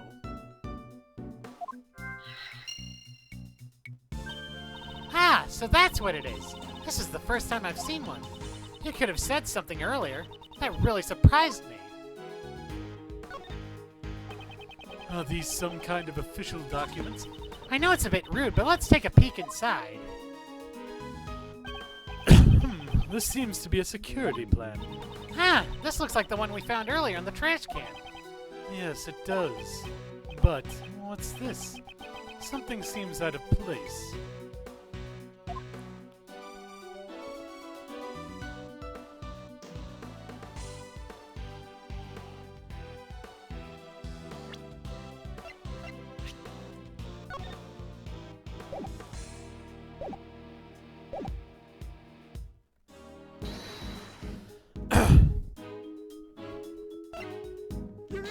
Eureka!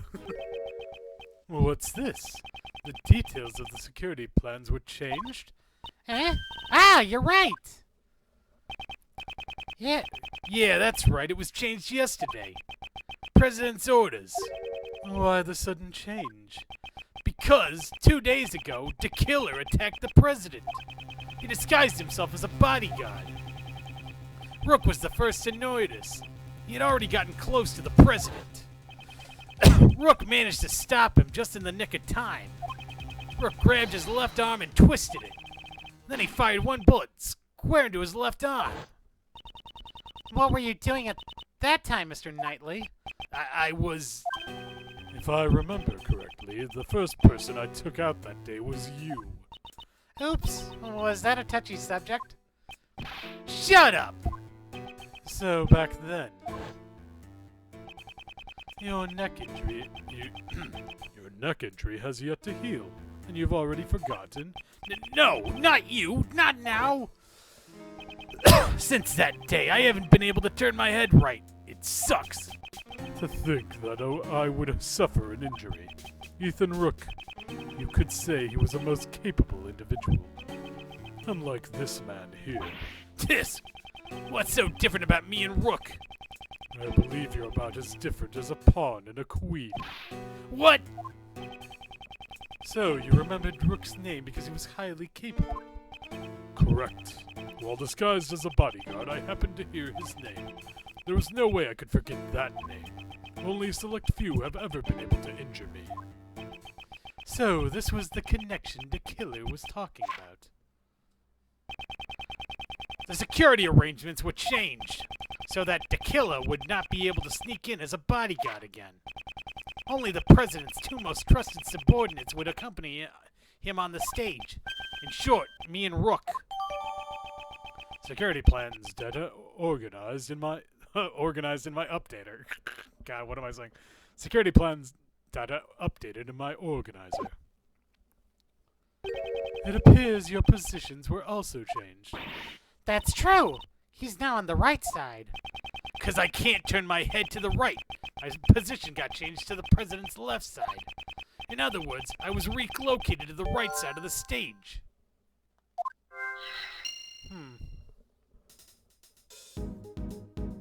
Oh hey, it's that dog thing from the first game.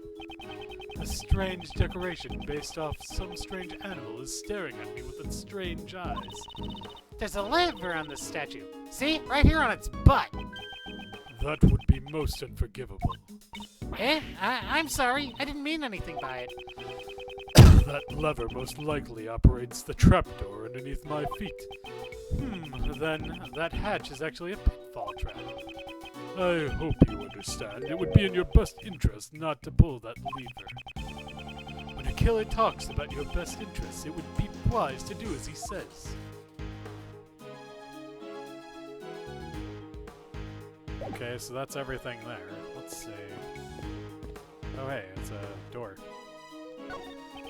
The president is just beyond this door. This door? I'm getting a sense that it's challenging me. Okay, there's no need to feel challenged by a door. But look at how big it is! All those electronic locks. It's challenging me to unlock it. Calm down and think it over. What is the purpose of a key? What is the purpose? To unlock treasure? That's right, to unlock treasure.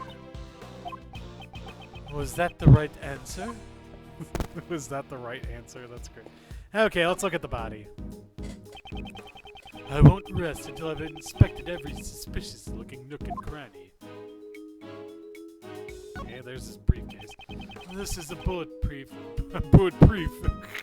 This is a bulletproof attaché case. It's a tool bodyguards use to protect themselves from bullets. It can be seen in Kay's photo. It seems Rook and Knightley both had one.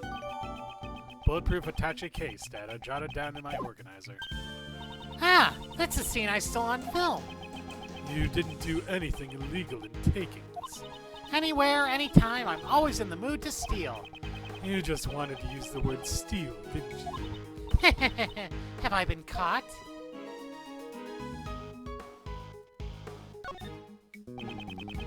It seems the victim also carried a gun. Did he try to shoot something?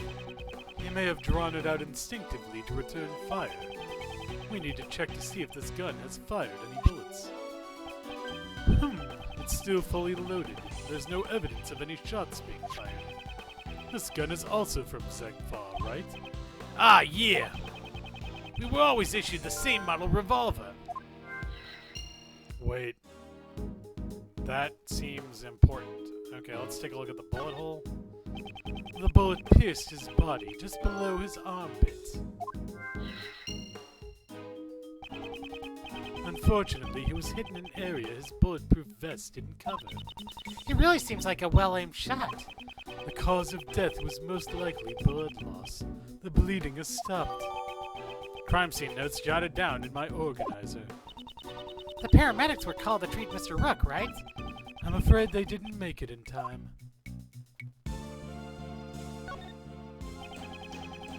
The lever on that strange statue operates this trapdoor. If we pull that lever, they would both fall down. Mr. Rook and Mr. DeKiller. Indeed, that would be most unforgivable. I wasn't thinking about pulling the lever. It's not like I want to be the hero who caught DeKiller. Okay, your inner voice is leaking out.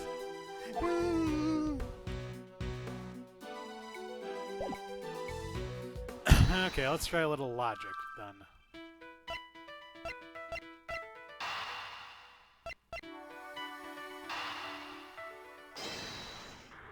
Let's see if this does anything. Looks like it should. These two guns, they're the exact same model. These guns came from Zengfa. Assassin's revolver data updated in my organizer. Looks like all the bodyguards were provided with guns from Zengfa. Indeed. Are those guns rare? No, not particularly. They're not easy to obtain domestically, but it isn't impossible either. What? I thought they might be a treasure.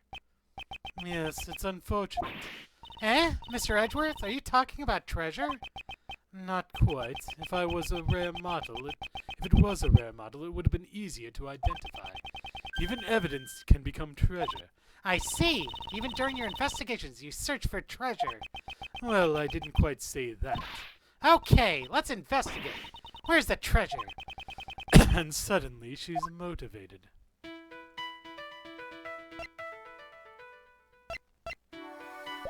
Oh, wait, no. No, wait. I want to connect these.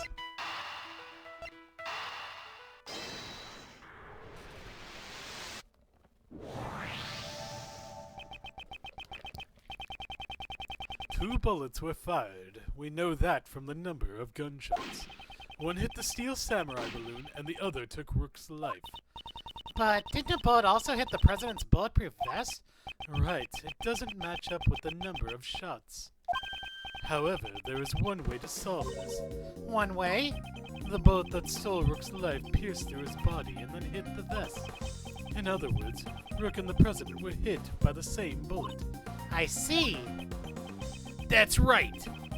It'd be dangerous if he hadn't worn that bulletproof vest. Is the president all right? Even while wearing a bulletproof vest, you can still get injured. Yeah, the bullet's impact can still fracture your bones. But don't worry, he's fine. The president's trained himself like no other.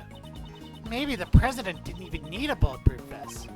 I think that might be pushing it. I'd like to examine the bullet. There's a chance there may still be some ballistic marks. Ballistic markings? What's that? Ballistic markings are always left on a bullet. Each gun leaves a different marking. So if we examine the ballistic markings, we'll know which gun the bullet was fired from. You could say they're like a gun's fingerprint. I get it now. Let's investigate right away. I think that'd be difficult. The bullet was completely flattened when it hit the bulletproof vest. There's no way you could investigate the ballistic markings. What? I wanted to investigate them.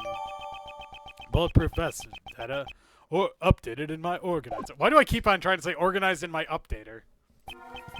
Now then, I've grown weary of this investigation. Still no sign of Detective Gumshoe. Mr. Prosecutor, have you uncovered the truth yet? No, not yet. I see. In that case, would you like to speak with someone who was involved in the incident? Someone involved in the incident? You mean... Is there not one more witness just behind those doors? Of course, the president himself. Well, Mr. Prosecutor, please do the honors and summon the witness here. There's no chance in hell I'm letting that happen. You think you can just summon the president like a witness in court? Ha! Mr. President, I'm sure you are watching all this through your security cameras. Would you kindly grace us with your presence? That is, if you value your bodyguard's life. Grr.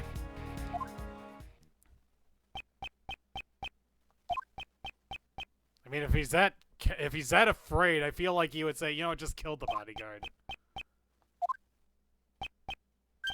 I see. Mr. President, what sort of man leaves another to die on his behalf? Mr. President! Stop it! Take it easy, hey! Still nothing. Come on, Detective Gumshoe.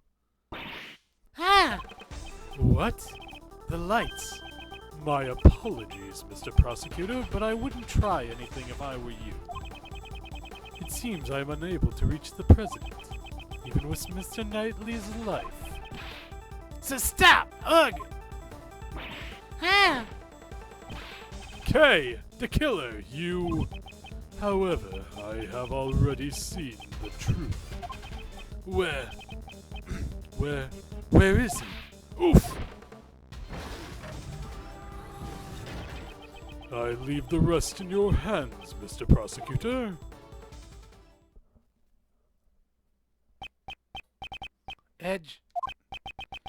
Mr. Edgeworth. Detective Gumshoe? Mr. Edgeworth, sir! March 25th, 4:45 p.m. President's plane. Office. Did I pass out? Mr. Edgeworth, thank goodness you're safe. Mr. Edgeworth, are you okay? Okay, what about you? I just woke up myself. My head's throbbing a bit, but it's no big deal. Detective Gumshoe, what happened to the killer? Ms. Swift came running out of the plane. She told us the killer made a run for it, but... we were too late, sir. We heard from that bodyguard that the emergency lifeboat over there had been stolen. He's probably at the other side of the lake by now, sir. Didn't you seal off the park? The police were all called back to surround the plane. Right now, there's no one guarding the opposite shore. Ugh. That means he succeeded in giving us the slip. Sure seems that way, sir. Mr. Prosecutor. Horace Knightley, it seems you also had a narrow escape. Yeah, that sucked, that punk. Come to think of it, we found this near where you fell, sir. This is the killer's calling card. Looks like a message from him. Calling card data jotted down in my organizer. He always leaves this card next to his victim's body. But you're not dead, sir.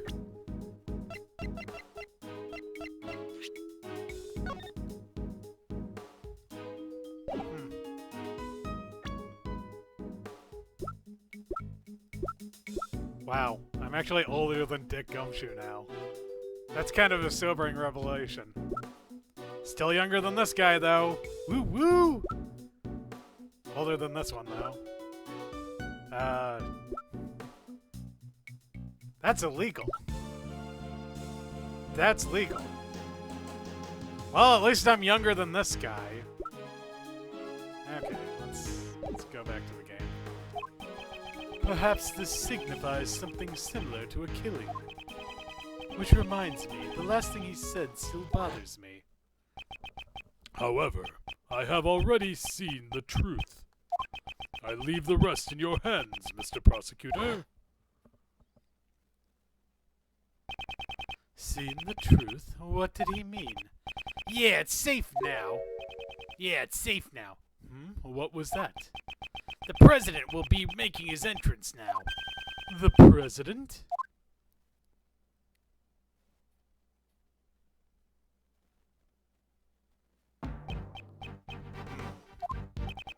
This man is the president of Zhengfa, Dijun Han. You are? It is an honor to meet you. My name is Miles Edgeworth. I am a prosecutor. I am Dijun Huang. I have heard of your deeds. You saved my country from a great crisis. Is he referring to the Yatakarasu case? I was simply solving a murder, nothing more. Such modesty! I have been observing your investigation. An astounding performance, despite allowing the killer to get away. Thank you very much. So he was watching through the security cameras. However, I regret that it ends here. What do you mean? Heed my words, foolish prosecutor! You should have already been informed by Knightley. This investigation will be handed over to the esteemed police force of Zhengfa. Now that the killer is gone, they intend to take over the investigation. Hey, pal! What are you doing? And what's with that attitude? It's because of the killer and Mr. Edgeworth that... Enough, detective. Mr. President, I cannot agree to this. Why must this investigation be handed over to your country's police? Why, you say? Know your place, puny prosecutor! Must I explain my actions? Nay, I think not. You shall hand over all the evidence you found so far and leave this plane at once. Hey, Mr. Prosecutor, be a good boy and do as you're told. I cannot resist any longer. Wait, did we lose this case then? All the evidence handed over to Knightley. Why? Why won't he allow me to investigate this case any further? Now then, would you kindly take your leave? Knightley, place the suspect under firm restraint. I'm on it, Mr. President. An attempt on my life, the murder of my subordinate, such evil, such sin! I didn't kill nobody. I swear. Shut your trap, lady. You dare question me? You dare stain this world with deceit? Should we pardon the sin? Nay, absolutely not. It is most unforgivable. My reasons being... There's no mistake. The president is hiding something. If I turn back now, the truth will be lost forever. Mr. Edgeworth! Mr. Edgeworth, is there nothing you can do?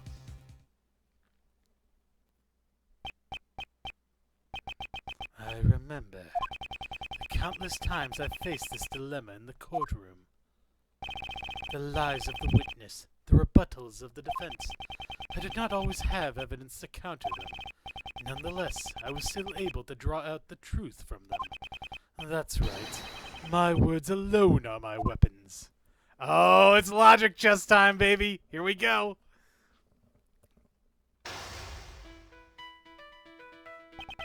Now then, let's analyze the situation. Oh, he's got a knight. Leave this place at once. This is a direct order from the president himself. He's not even listening. Any rebuttal I give, he cuts off. When he has that forceful attitude, I'll need to watch the situation carefully. My opponent is the president of Zhengfa. I don't think he'll show any weakness easily. His words may be overbearing, but I need not be intimidated. If I observe his behavior closely, I should be able to read his emotions. First, I'll start by asking about his reasons for taking over the investigation. Now, let's begin. A good opening line will put me at an advantage. Logic chess, begin!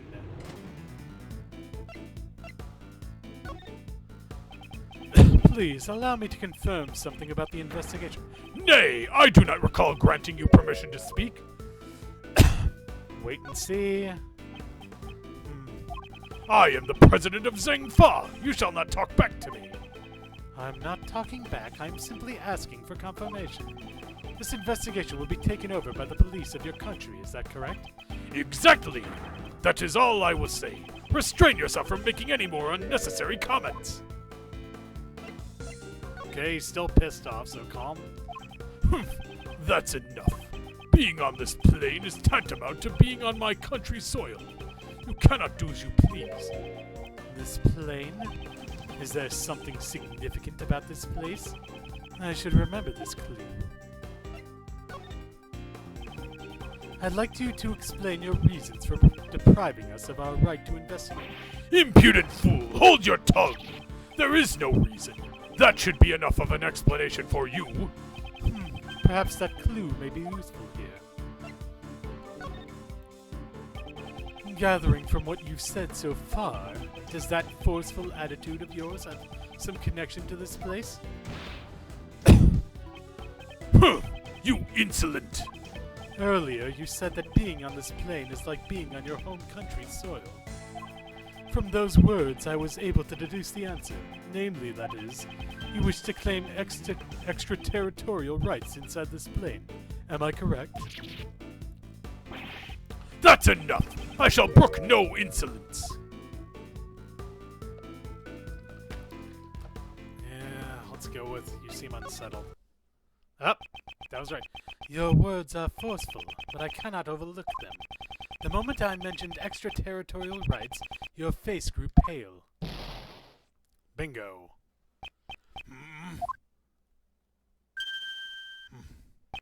In light of your brazen courage, I shall grant you an answer. That's right, I am claiming extraterritorial rights inside this plane. However, what does that change? You are still powerless. There is nothing you can do about it. I see.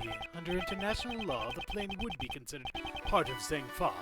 How convenient. If he wishes to stake this claim, then I shall question its validity. Oh, yep, regaining time. The next move will decide the outcome. He may be the president, but there's still... He may be the president, but there's a hole in his logic. Let me break it wide open.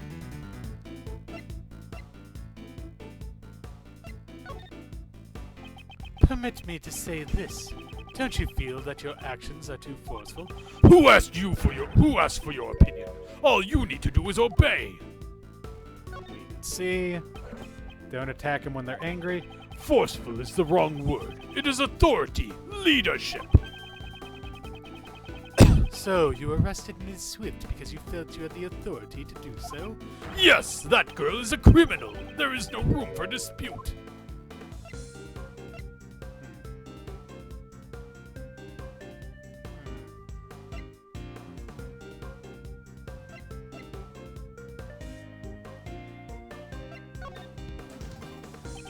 Haven't you realized it yet?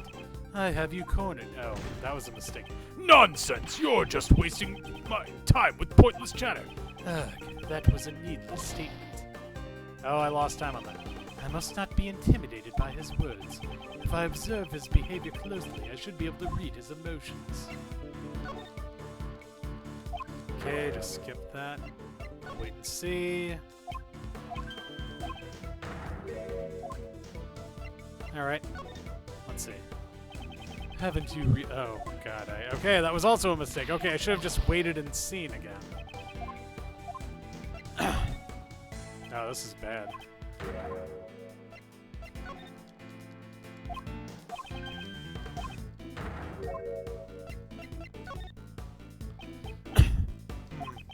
The shooting took place outside the plane. Only she could have done it. That's it. The shooting occurred outside the plane. This could be a very important clue. Well, that's what I was hoping for. I challenge the validity of your claim to I challenge the validity of your claim to extraterritorial rights. Do you truly understand what it is you're saying? Of course, and I stand by it. You dare doubt my words? You have no shame. Wait and see, okay? Such irredeemable ignorance. It troubles me greatly. There's no need to worry. I do not need to be saved. It is Miss Swift whom I wish to save from these false charges that you have laid against her. I admire your tenacity. However, your wish is unattainable. The extraterritorial... Oh God. The extraterritoriality laws are unshakable. This plane is Zengfa territory. It's time to use that clue.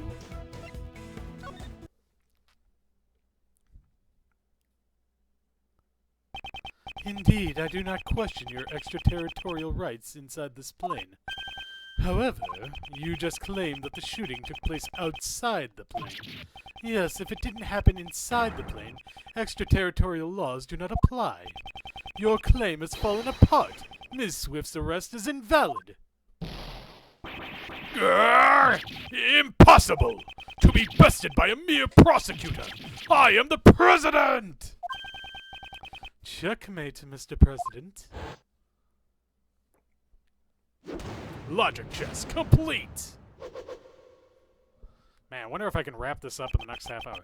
Mr. President, will you allow us to continue with our investigation? Ugh.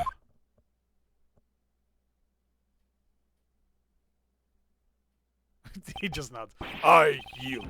I will allow it. My heart is generous. My heart is tolerant and merciful. Therefore, as such, certainly, thus we shall. It is our duty for a most noble cause. Gentlemen, now is the time. I, the president of Zengfa, for the sake of the investigation. This guy sure likes beating around the bush. Knightley, we have received the President's permission. Could you return our evidence? Tisk, here. Knightley returned all of the evidence. You did it, Mr. Edgeworth. Indeed. Now we can resume the investigation. Heh, it's funny how happy you are just because I gave you your precious pieces back. Now let's see how well you use them. Pay attention, then. Here's my next move. Mr. President, may I make one more request of you? Would you please testify about the moment of the incident? Testify? Hey, hold on a sec. That's your next move? Isn't that the sort of thing you'd leave to the courts? Naturally, it's a courtroom procedure. However, I'd still like to hear what he has to say.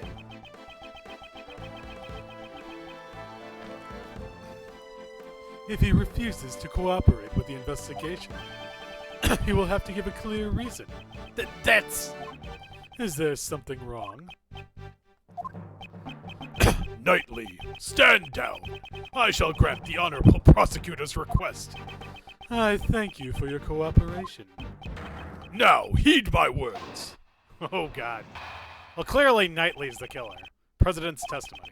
Where was I when the incident occurred? Ah, yes, the stage. Then, Rook and Knightley suddenly appeared and stood in front of me. After that, I heard a gunshot and a red balloon bursting. And so, the two attempted to escort me into the plane.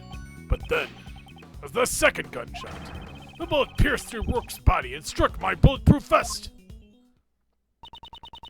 If that's the case, then the president's a victim too, right? It was an assassination attempt. Mr. Rook just happened to get caught up in it, unfortunately. But isn't it strange? Why would the victim want to interrupt the investigation? Of course, if this becomes public, it would cause problems. I see. There's still some deep dark secret behind this case, right? Certainly the President and perhaps Knightley too know of this secret. Without fail, I shall reveal it for all to see.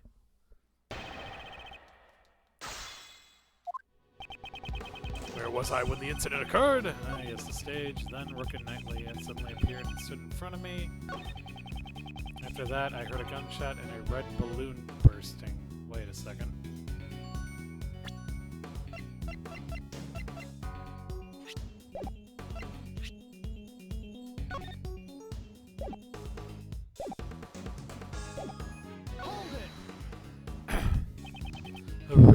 balloon? You try my patience, prosecutor.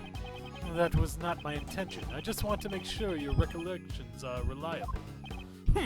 There were balloons on both sides of the stage, swirling red in the cloudy sky, as laid out in the security plan.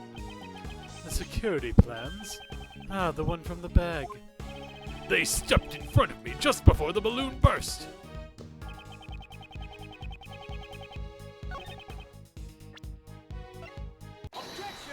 Yeah, I had a feeling. It's like, I had a feeling deep in my gut. A red balloon burst?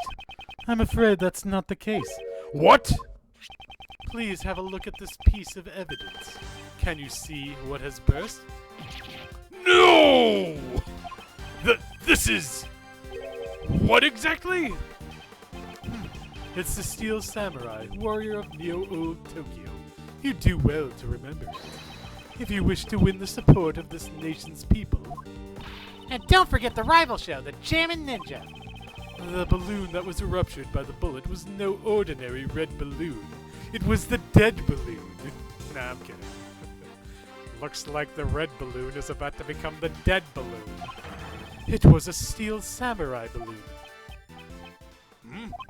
But according to the plans, there should have been 2 red balloons. It says so right here in the security plan. It certainly looks like there are only 2 round balloons drawn here. Knightley, what is the meaning of this? Explain at once. Yes, sir. That Steel Samurai balloon was a last-minute replacement. Replacement? That's what we were told. Seems that the information didn't make it to the president. We ran into a little trouble during setup last night. One of the balloons that we had prepared burst. So you scrambled to find a replacement? Exactly. We just happened to run into a guy manning a stand in the park. He said he'd lend us the Steel Samurai balloon. He was kind of a poser. A stand, a Steel Samurai balloon, and a poser. We pumped air into the red samurai pants to create a makeshift balloon. So the Steel Samurai looked just like an ordinary red balloon. Is that what you mean? Knightley, why was I not informed of this? Sir, I'm terribly sorry. I didn't think it was important enough to report. Couldn't you tell just by looking at it? Couldn't you tell by just looking at it? I did not notice it. So he mistook the Steel Samurai's pants for an ordinary balloon? Was there a reason why you made that mistake? Oh! What now? A moment, please. I just remembered now. I could not see the balloon very well. You couldn't see it. Exactly. At the time, the wind was strong. The flags on the stage were fluttering wildly, and they obstructed my view. The flags. Did you not see the flags that were set up on both sides of the stage? Due to the strong wind, they were waving about. Just like this. So, a strong wind was blowing at the time of the incident. The flags were fluttering wildly. Is there a problem with that? Let's see, and... no.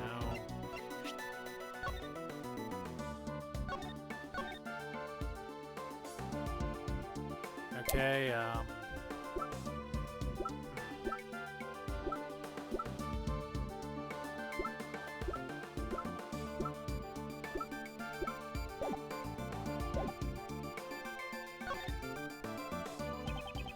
President Huang, you have my gratitude. Your testimony has helped uncover a new contradiction. A contradiction? You say? Yes, one that turns the very foundation of this case on its head. During my investigation, there was no wind at the crime scene, so the flags remained still. However, the flags were actually fluttering in the strong wind. This completely changes the meaning of that piece of evidence. Which evidence contradicts the state of the crime scene?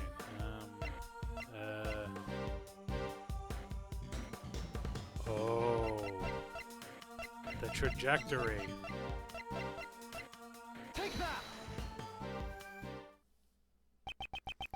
The gunshot rang out during the president's speech. The bullet struck the balloon and also pierced through the national flag. I had previously deduced that the bullet's trajectory by using these facts. The assassin fired the bullet from the left side of the audience area. However, if the flags were fluttering about like so, my reasoning changes. Ah, since the flag's position has changed. Correct. The bullet's trajectory must also change. Huh. And if we trace the trajectory of the bullet, we can tell who fired the shot. Huh? But, Mr. Edgeworth, that person is... Indeed, I still don't understand why. However, it can be none other than him. By tracing the bullet's path, who's the person who fired the gun? Oh, wait. Ethan Rook? Yeah, it has to be. The bullet's trajectory points to this oh, I'm wrong. Ah, so the murder weapon was not a gun, but a boomerang. That's it. With that kind of trajectory, it could only have been a boomerang. Well then, prosecutor, show us this murder weapon. Hehehe, you really got something like that? There's no need to consider the impossible. I only need to follow the bullet's path.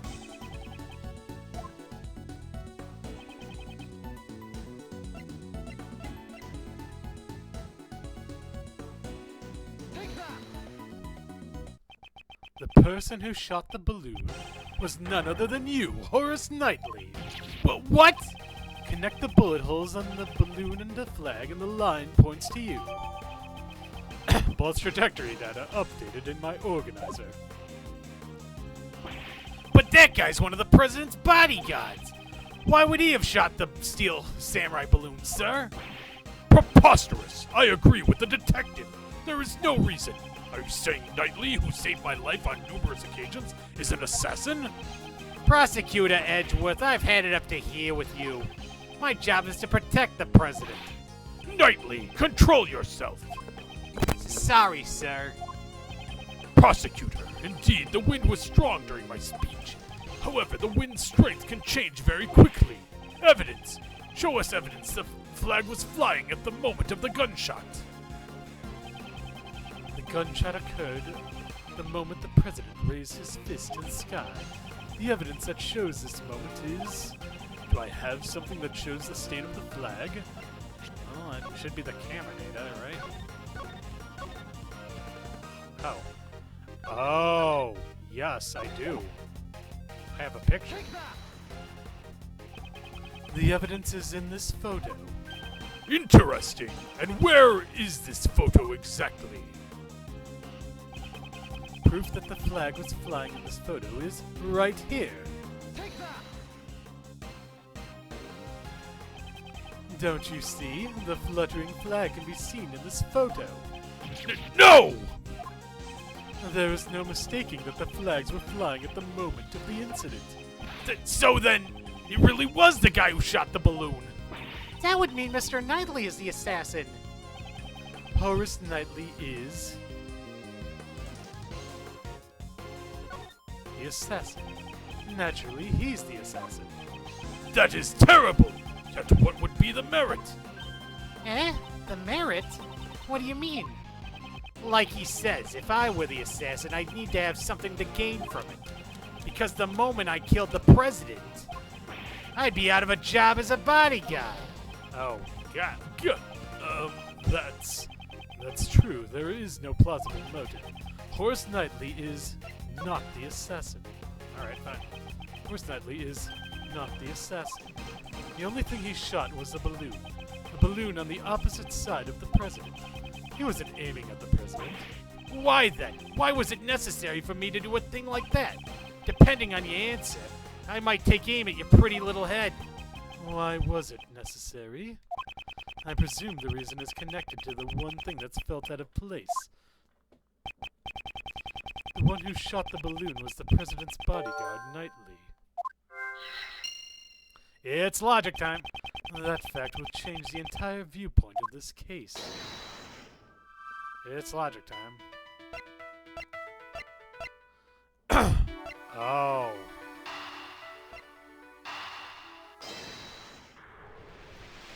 'Cause he can't see. Why was Knightley's position changed?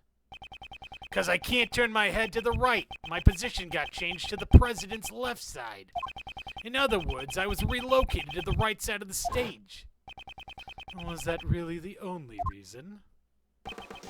If the plans had not changed and Knightley remained on the left side of the stage, Knightley can't turn his head to the right. Would he have been able to aim at the balloon on the left side of the stage? Perhaps the security plans were altered so that Knightley could shoot the balloon? If that's the case, what's this? The details of the security plans were changed? Yeah, that's right. It was changed yesterday. President's orders. Oh, the security plans were changed on the president's orders. Oh, we got more logic time, people. Yep.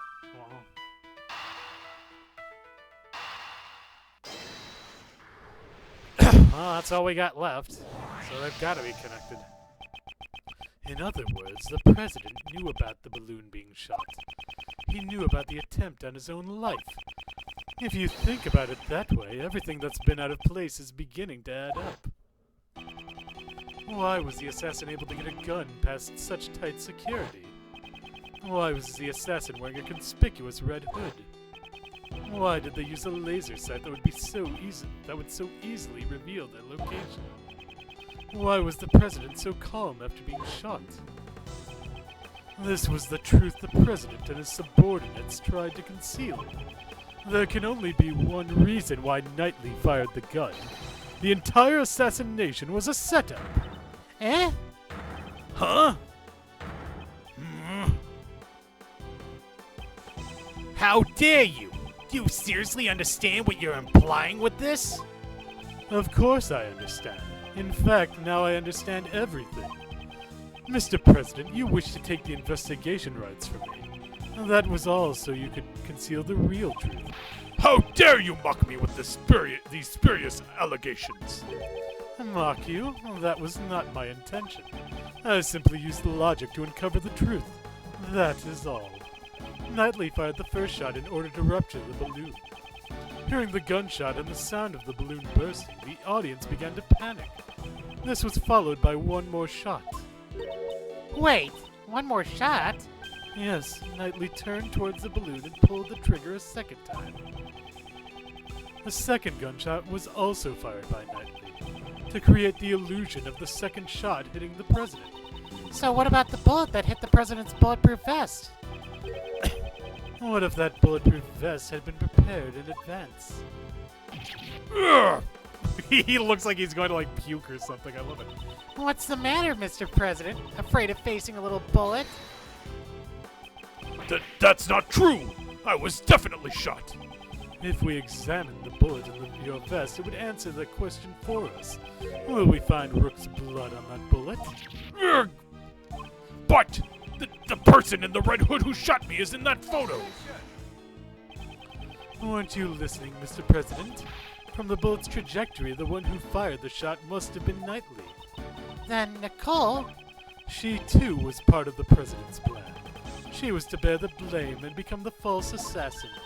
The red-hooded figure. Exactly. I don't know how much of the plan Ms. Swift knew beforehand. However, she didn't fire the gun. All she did was aim the laser pointer at the president's head. That's right. Once the crowd began to panic, you would turn your parka inside out. And thus the red-hooded figure vanished. After that, you discarded the gun and security plan in the trash. And the illusion of the assassin vanishing like a ghost was complete. And with the assassin gone, the case would go unsolved, pal! Yes, that was what he hoped for. That's why he wasn't going to let Mr. Edgeworth investigate the case. Exactly. All of this was an asinine publicity stunt from a lying president. But you...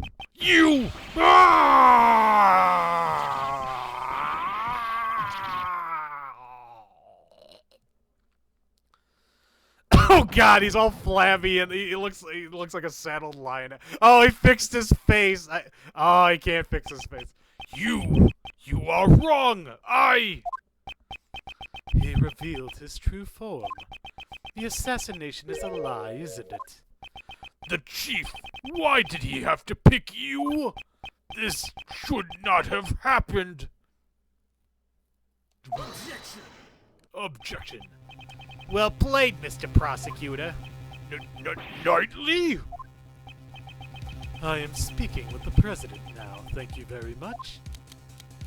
Oh, he's gonna shoot him. You're a chess player. You know knights always strive to protect their king. Ah, look at him go. It's so cool. So shut up, now. Are you threatening me, Mr. Knightley? Ah, what's with this guy? Oops, sorry. I went over the top there. But on to business. As my first move, I want to ask you a question. You say I fired a gun on the stage, right? Then I should have been caught. The entire audience was watching me. I see. Now it's my move. You used a certain object to prevent the spectators from seeing you. A certain object? What did Knightley use to prevent the audience from seeing him? Well, the attache case, obviously. Take that! The attache case? Exactly. I'd like you to have a look at this photo Kay took. Your right hand is completely hidden by the case. This photo captures the exact moment you secretly fired the gun. You used the attache case as a screen. You seem to enjoy making up convenient stories, Mr. Prosecutor, but you've missed something. What have I missed? That everything you've said is just a hypothesis, a theory. Flags flapping in the wind, using the case as a screen. The security plans were modified because I can't move my neck. You've got no decisive evidence. Yeah, it'd be great if you had the bullet that hit the balloon. Then you could examine it and see if the ballistic markings match my gun. But that bullet's probably at the bottom of the lake. Finding it would be real tough, right? I hate to admit it, but it's as he says. There's no decisive evidence. If there's no proof, the only thing you can do is shut up. So do so. Hold it. Hold it. Hold it. Miss Swift? That's it. She speaks. We could hear new testimony. Hey, lady, you got something to say? Never mind. There you go. There we go. I thought so. Nicole. Don't be afraid. The truth will escape if you let that man intimidate you. You're a reporter. A journalist, are you not? I will not remain silent. You'd better consider your position. Use your head before saying something you'll regret. I forgot the #1 rule of journalism. Journalists must not tell lies. Oh, okay. Yeah, all right, sure.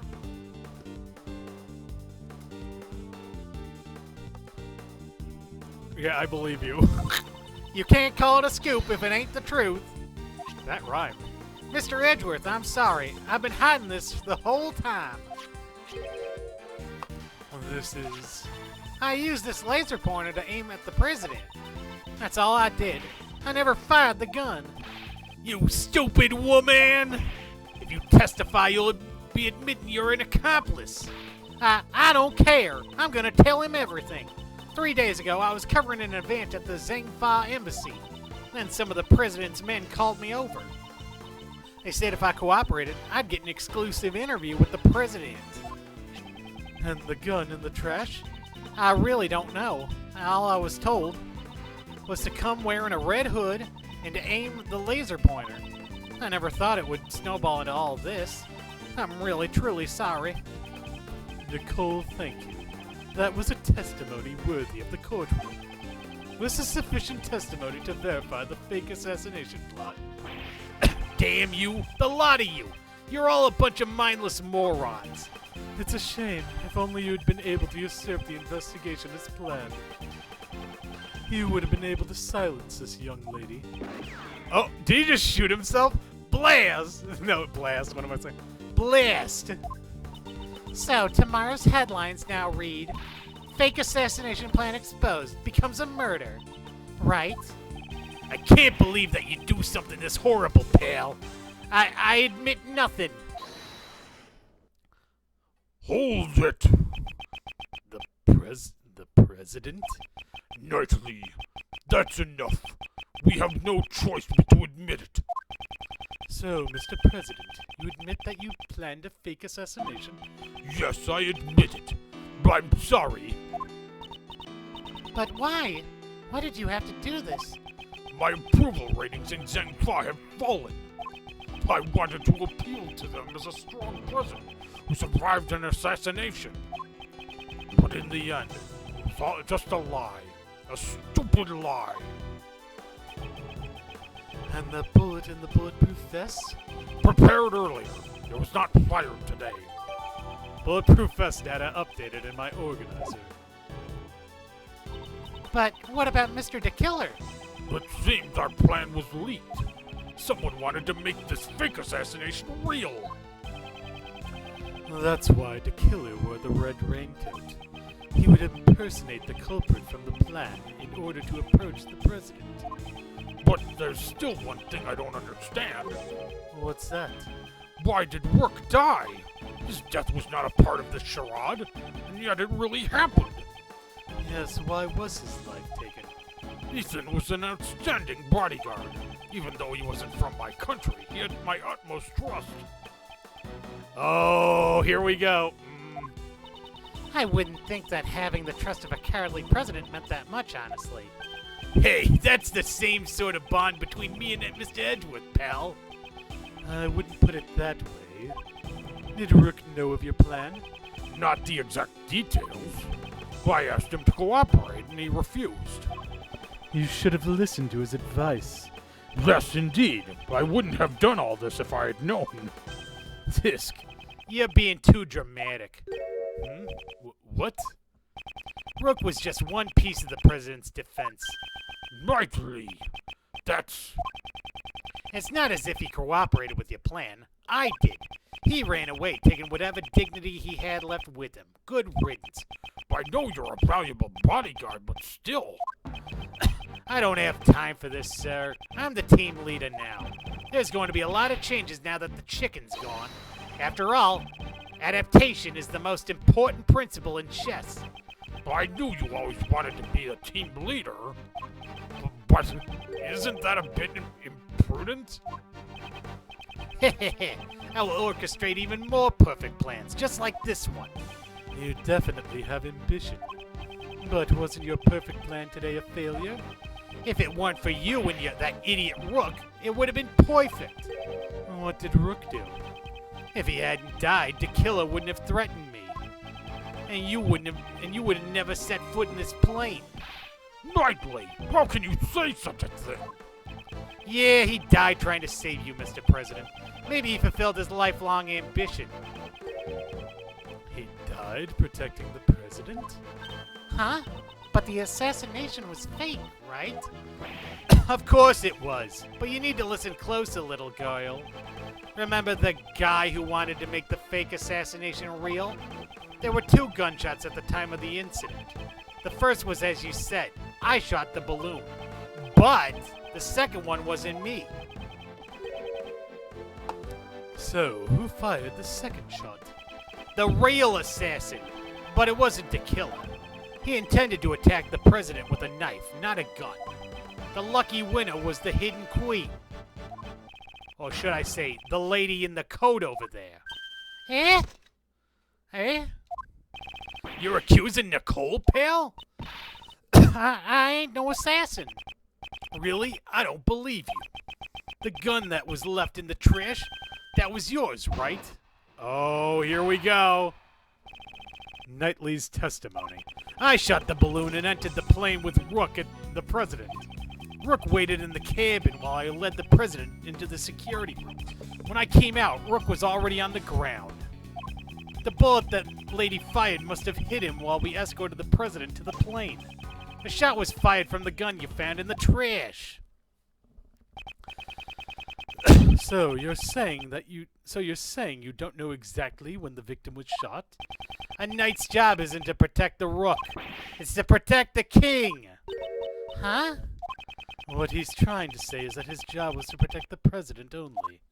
It's over if you lose the king. Checkmate. That's the first rule of chess. If you let your pieces get taken right in front of you, you're not likely to win. But I did win. Look, the president is safe. Don't claim victory when the game has only just begun. Rebuttal. Okay, let's see. I shot the balloon and entered the plane with the Rook and the president. Rook waited in the cabin while I led the president into the security room. When I came out, Rook was already on the ground. Okay, let's see here now. Where did you find the body? About where he is now. He collapsed in the middle of this room. When I returned, the door to the plane was already closed. The bullet must have hit Rook right before the door closed. Talk about a hassle. It's all his fault that this plan failed. Rightly, that's too far. Even if he protected the king, he couldn't protect his honor. He was careless in his duty, and he paid the price for it. This man is truly despicable. As I was saying, the bullet that lady fired must have hit him while we escorted the president to the plane. Weren't you both carrying bulletproof attaché cases? Yeah, when Rook noticed the laser pointer, we opened those bad boys and became the president's shield. You're telling me the bullet slipped through the space between your shields? Are you claiming that Ms. Swift had such precise aim? Well, she was targeting the president. I wouldn't say her aim was precise at all. So the bullet was off target and just happened to hit the victim instead, through the tiny gap between his bulletproof vest and case? I don't want to believe it either, but they say the truth is stranger than fiction. Rook was hit by a 1 in a million shot, and you have the evidence to prove it.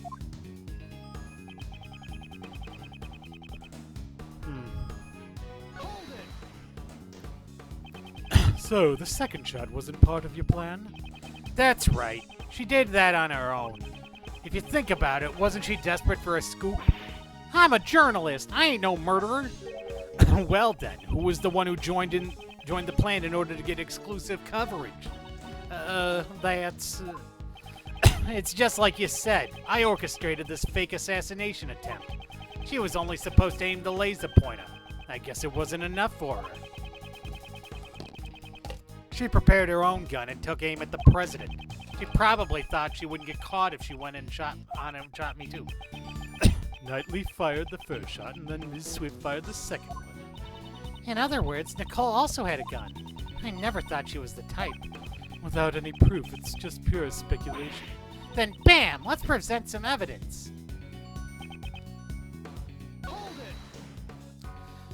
So, the victim had no part in your plan?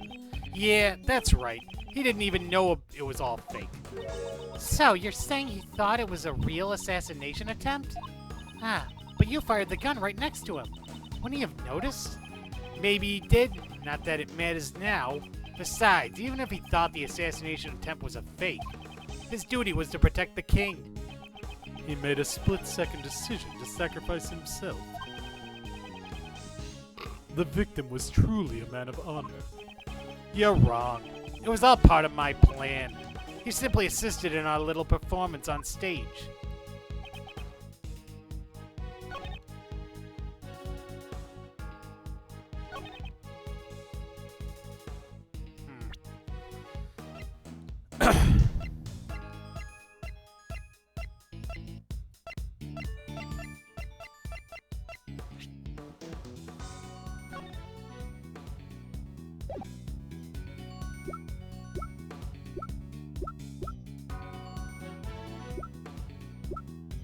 I have an idea, but it's probably wrong. Yeah, okay, it was wrong. I don't see the point of your testimony. Oh, and you think you're any better? Always rambling on and on. You're the one who can't make a straight point. You sure you have the capacity for this, mentally speaking? There was no contradiction. I need to calm down and think things over again.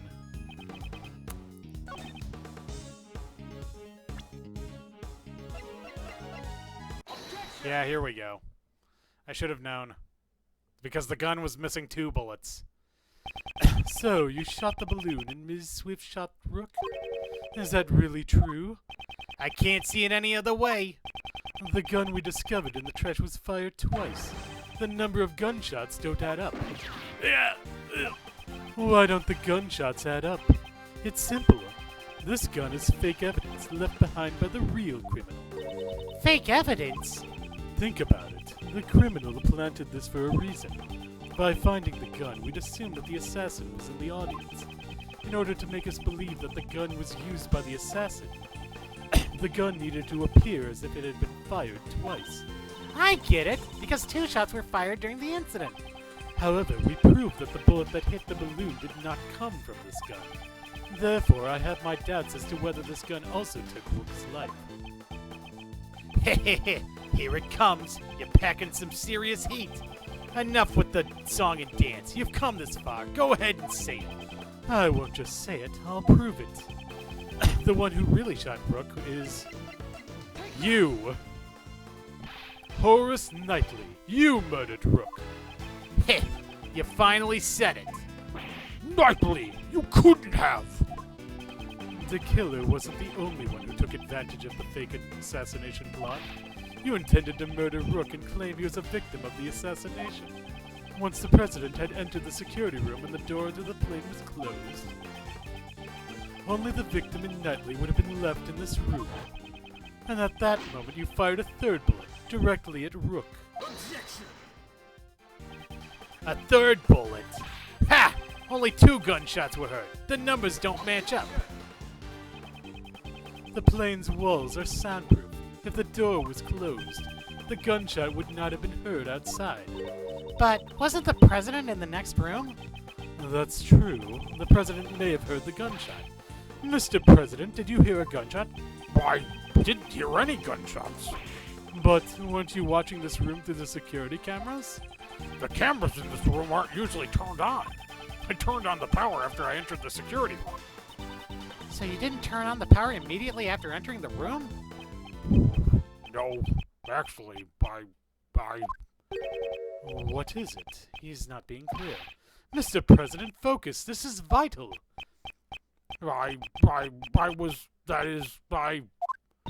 Please.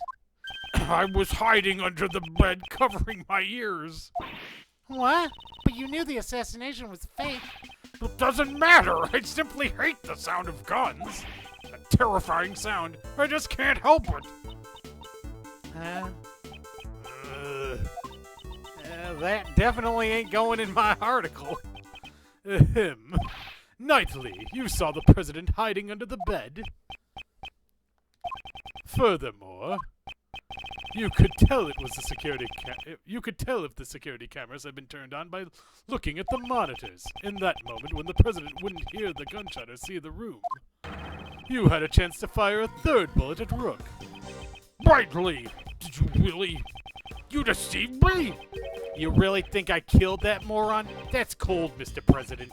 Have a little faith in me, the bodyguard who's risking his life to protect you. I want to believe you, I really do, but... I just don't get it. Why are you suspecting me alone? There's still the possibility that she's the killer. This gun is not the murder weapon. The number of missing bullets makes that clear. Maybe it was one short to begin with. Ever think of that? What? Maybe it already fired a shot yesterday or the day before. And the second shot was fired today, the one that hit Rook. Well, isn't that just the perfect excuse? Excuse? The possibility exists. You can't deny that. He's right. I can't deny it completely. You need decisive evidence. Evidence so decisive that it makes my heart stop and my logic crumble.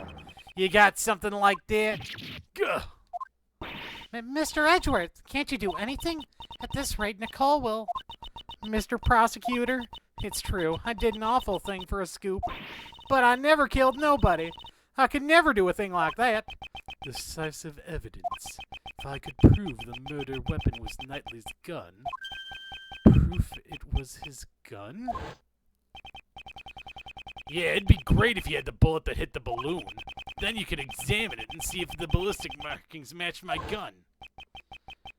If we can find the bullet that took Rook's life, we can determine which gun fired the shot from the ballistic markings. If you've got no evidence, then we're done talking. Hold it! What? You don't seriously have decisive evidence. Naturally. That's a big joke. Well, come on now, show us. What is this so-called evidence? The bullet that took Rook's life. That's the decisive evidence I need. This evidence, do I have it? I must have it, right? I have the bullet right, here. Okay, I don't have it. Somewhere. Oh, okay, so that was... If the canary doesn't sing, just shoot it. Or so the saying goes. Just as I hoped, I'm gonna blast a hole in you. Right in your chest. Go. Okay. Come to think of it, there's one thing in this room that's always felt out of place. The bullet that took Rook's life. I don't have it. Okay, it's game over, man. However, it is somewhere in this room. What? The bullet that killed Rook pierced through his body. So where did the bullet go? Earlier you explained it like this. The bullet that took Rook's life pierced through his body and then hit the vest. That's right. It'd be dangerous if he hadn't worn that bulletproof vest. However, now that the fake assassination plan has come to light, we know that the bullet in the bulletproof vest was prepared earlier.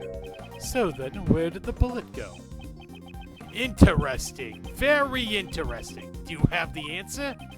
Do I have evidence that shows the location of the bullet that killed Mr. Rook? Yes, we do, actually. In this room, there's one thing that's clearly missing. Something missing? You sure it's not your brain? I'd like you to look at this at the rack of security monitors.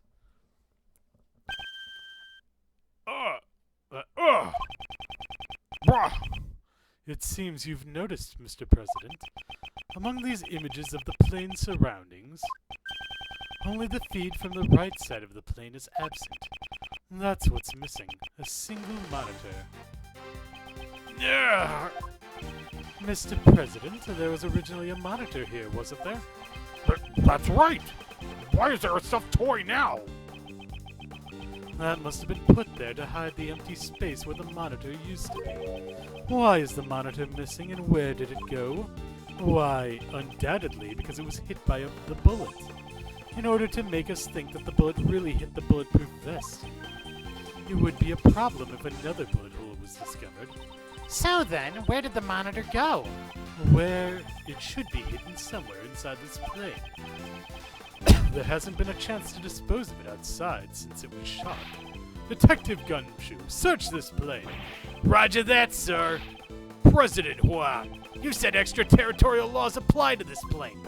I will allow it. There's no problem. I just want to know the truth of Rook's death. Damn it! You think this is a joke? You're always like this. Rook this, Rook that. Detective, we have his approval. Go ahead. Mr. Edgeworth, I found it, sir. Good work, Detective. Now let's extract the bullet from the monitor. Huh. If I do this here, and then do that, I got it! Well, it's definitely stained with blood. I'm certain that this is the bullet that killed Rook. Bloody bullet, Data. Jotted down in my organizer. This is the bullet that will crush your arguments. The decisive evidence that blows a hole in your logic. If the ballistic markings on this bullet do not match the gun found in the audience area, Ms. Swift will be cleared of suspicion. What's wrong? Cat got your tongue? Detective, we need to examine the ballistic markings. Send the gun bullet to forensics. Roger! We should be able to find clear markings on this bullet, sir. Now then, let's listen to the forensic report. Reporting! First, the blood on this bullet matches the victim's blood. So, this bullet really did take Rook's life. Also, Horace Knightley's fingerprints were found on this gun. Knightley's fingerprints were probably came from when he took all of our evidence. The real issue is the ballistic markings. If the markings don't match, Ms. Swift will be cleared of all suspicion. And the bullet's ballistic markings match this gun. What? They match? What? No way! There's no mistake. The bullet was fired from this gun. What? Huh? That's strange. Looks like I was right after all, naturally. Did you really think you had me cornered? You misread the board. The one who's been cornered is you. Oh, here we go. Knightley's logic. If the ballistic markings match the gun, there can be no doubt.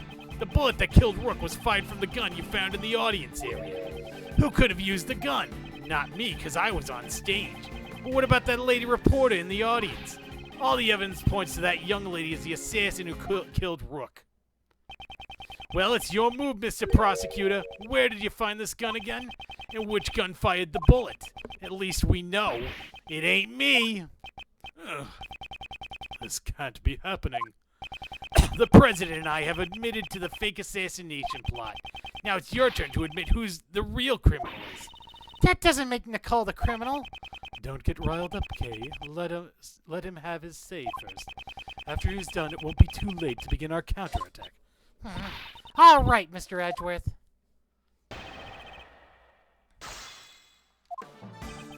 The ballistic markings match the gun, there can be no doubt.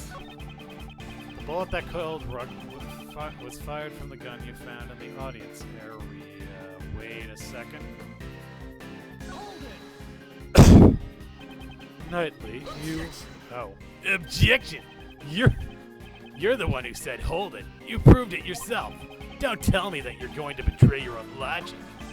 The bullet is stained with the victim's blood, so it's clear it took the victim's life. And the ballistic markings match the gun we found in the trash can. Nice, nice. Your face betrays your thoughts, Mr. Prosecutor. Ugh. At this rate, he'll get away. Now that you've got a firm grasp of reality, it's time to take the next step. The link between the gun and the bullet is clear, so...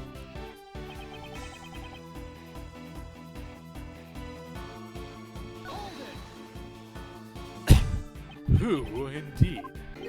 You already know the answer, you just don't want to admit it, huh? I know the feeling. It's probably like how I felt before. Feeling so irritated you're just itching to pull the trigger. But this ain't the time to be joking around. Only one person could have used that gun. Not me, because I was on stage. But what about that lady reporter in the audience? Do you have proof that Ms. Swift fired the gun? Whoa there, didn't the boys in blue already prove that? But Nicole's fingerprints weren't found on the gun. And yours were all over it, pal. Well, that's because I was handling all the evidence earlier. If that lady isn't the killer, who else could it be? You were the one who cornered the assassin in the audience. Capiche? In fact, from every angle on the board, all the evidence points to that young lady as the assassin who killed Rook. I don't recall that being proven. Well, what exactly have you proved? Oh yeah, you proved that I fired the first bullet. But you're forgetting one crucial thing. Why were you called here in the first place? That's obvious, pal. We came to find the truth. You consider the worsening relationship with Zheng Fa to be the truth? No, your purpose here was to solve the attempted assassination incident. My purpose here is for me to decide. It is not to be decided by the likes of you. Whatever. If you spend all day arguing like this, the case is gonna go unsolved. Just give it up already. The real criminal is that lady over there. No, the real criminal can be none other than this man. The ballistic markings match the gun we discovered in the trash can. When did Knightley have the opportunity to touch the gun? It could only have been when I handed over the evidence. Mr. Edgeworth, is there anything we can do? Our reasoning up until now has not been wrong. This is an obstacle we'll have to overcome. But doesn't he have decisive evidence? The testimony born from lies will always contain a contradiction. Firstly, I'll need to press Knightley for more details. No, that's... Didn't you say it earlier? This is the decisive evidence. Gah. Well, how does it feel to have a hole blown through your reasoning? The ballistic markings match the gun we found, so... Does that mean Nicole really was the shooter? I'd like to believe otherwise. But he's got the decisive evidence on his side, sir. Indeed. How should I proceed? If Ms. Swift isn't the killer, then the ballistic marking should not match. Thoughts, Kay? If the evidence is impossible, then maybe we should doubt the evidence itself, right? Doubt the evidence? Nicole's definitely not a criminal, so if the evidence says that she's a criminal, there must be something wrong with it. You seem awfully sure of yourself. It's a great thief's intuition. Intuition? Still, it's quite possible.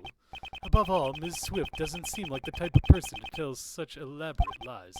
In court, the evidence is everything, and yet here I am doubting it. Which evidence do I doubt?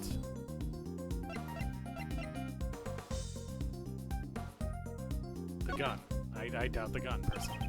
If anything's suspect here, it can only be the gun. The bullet was discovered just a moment ago. It couldn't have been tampered with yet. Did Knightley have a chance to tamper with the gun? You shall hand over all the evidence you've collected so far and leave this plane at once. Hey, Mr. Prosecutor, be a good boy and do as you're told.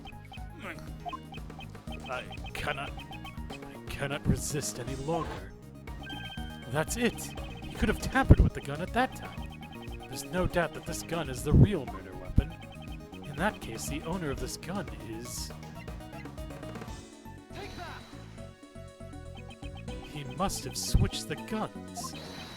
Without a doubt, this is Knightley's own gun. Knightley's revolver data or updated in my organizer.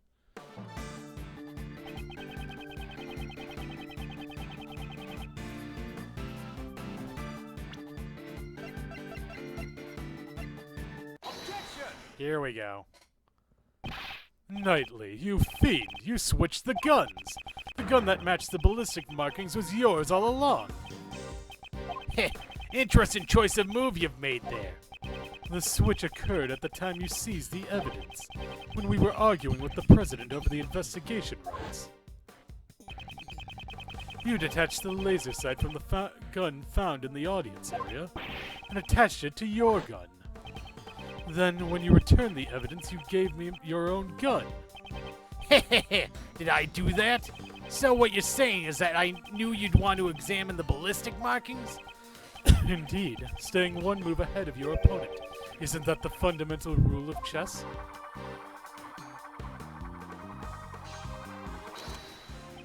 I'm glad you feel that way, Mr. Prosecutor, but you're giving me too much credit. Besides, can you even prove I pulled the old switcheroo with the guns? Oh boy. Knightley's logic.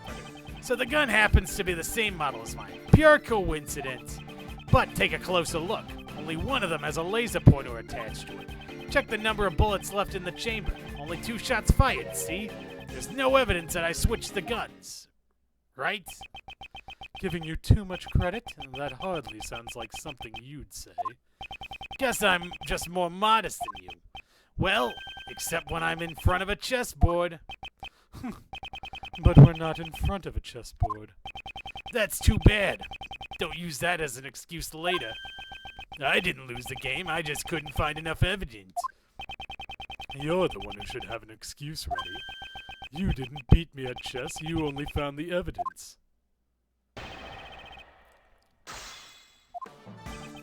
So the gun happens to be the same model as mine. Pure coincidence. But take a closer look. Only one of them has a laser pointer attached to it. Check the number of bullets left in the chamber. Only 2 shots fired, see?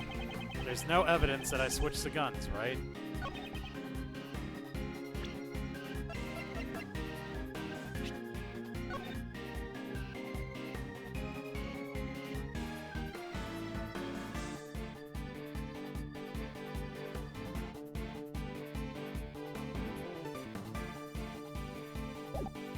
Damn it, that is not what I intended to do.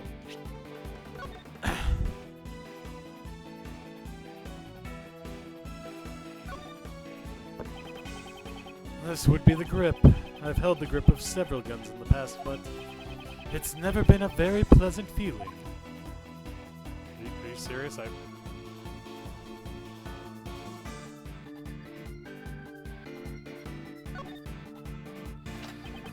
The gun fired 2 bullets, and that matches the number of gunshots heard. This must be the murder weapon, sir.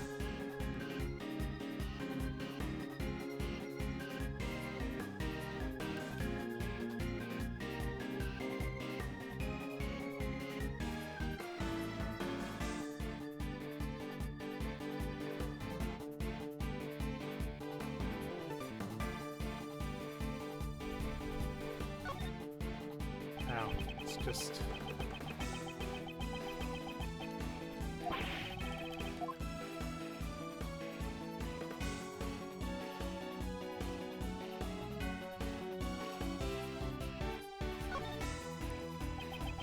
This is a laser pointer. It's an implement you use. Okay, yeah, I've already seen this before.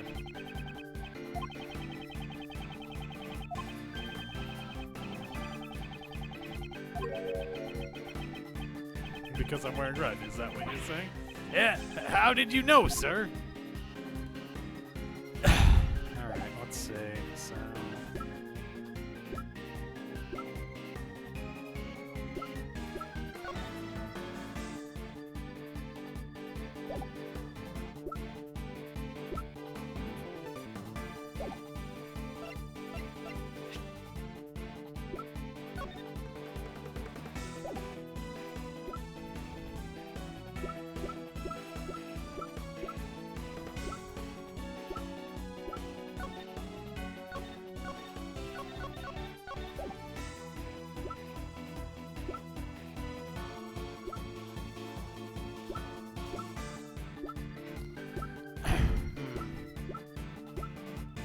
Wait a second.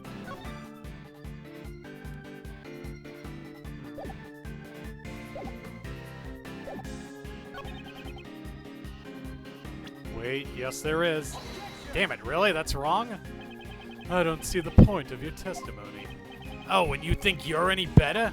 Always rambling on and on. You're the one who can't make a straight point. You sure you have the capacity for this, mentally speaking? There was no contradiction. I need to calm down and think things over again.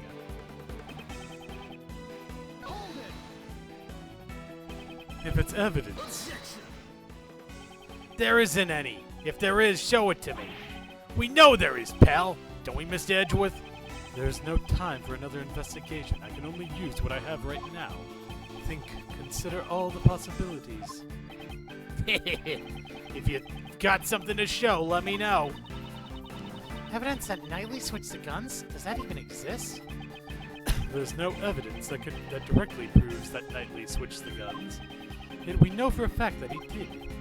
If he didn't, there would be no explanation for how the ballistic markings. I need to carefully consider the meaning behind each piece of evidence linked to his testimony. The truth must be there.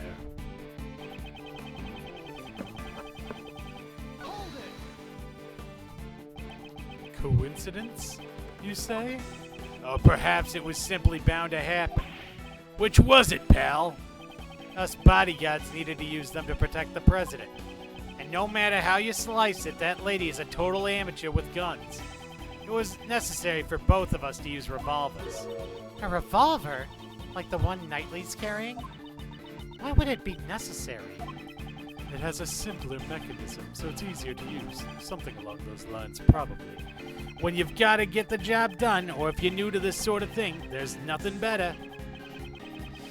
The truth is, I thought it was pure coincidence all along.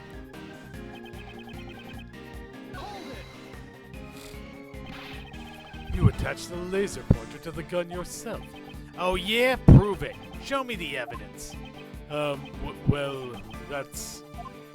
You can't go around calling people liars without proof. Didn't your daddy teach you that? Oh, that's rough. On that point, I've got evidence on my side.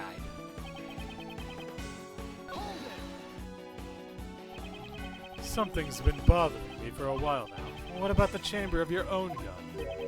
My woman here? Now that you mention it.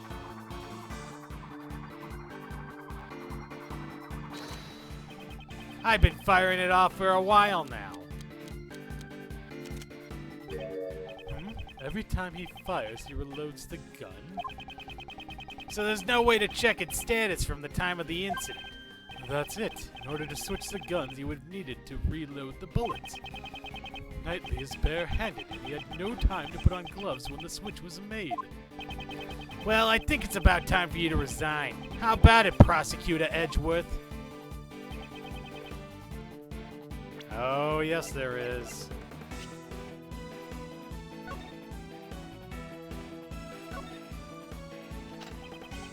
This gun fire 2 bullets. This must be the murder weapon, sir. Okay.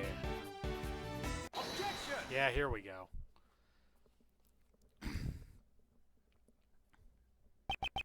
That evidence is this.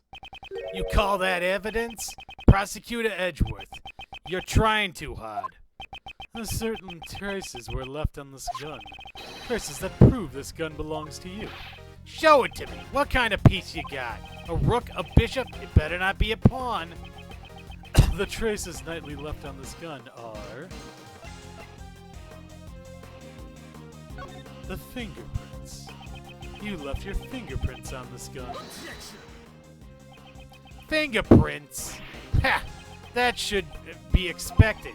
I handled the gun earlier when I seized your evidence. Of course my fingerprints are on it. But what if the fingerprints are in a place they should not be? What? That's not possible!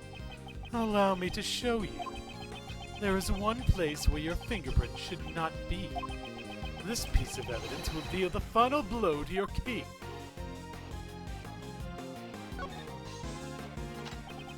Here, Detective Gumshoe, please have a look at the cylinder. 2 shots were fired, sir, but where would the fingerprints be?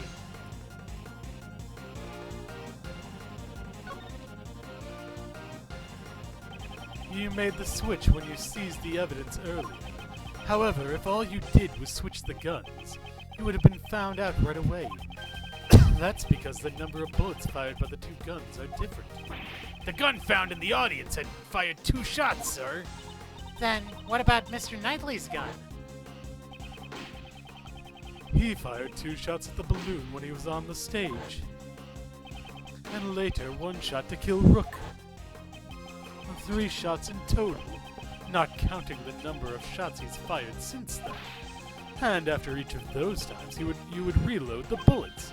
Tell us, Knightley, were you wearing gloves when doing that?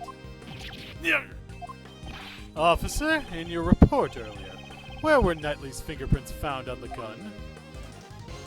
Sir, the prints weren't just found on the outside of the gun. They were also found on the bullets as well. If all you did was handle the evidence, why would your fingerprints be on the bullets? God, that's... With this, it has been proven that you switched the guns. The gun which fired the bullet that took the victim's life. It belongs to you, Horace Knightley. You're the one who stole Rook's life. You are the true assassin. I'm... Smug, yes. Incredible. Checkmate.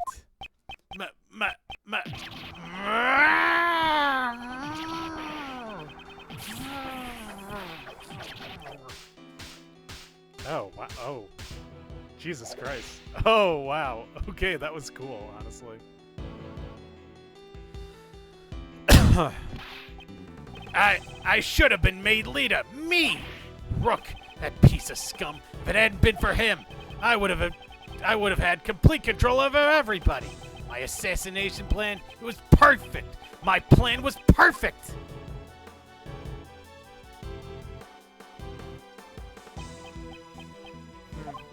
Detective Gumshoe, if you please.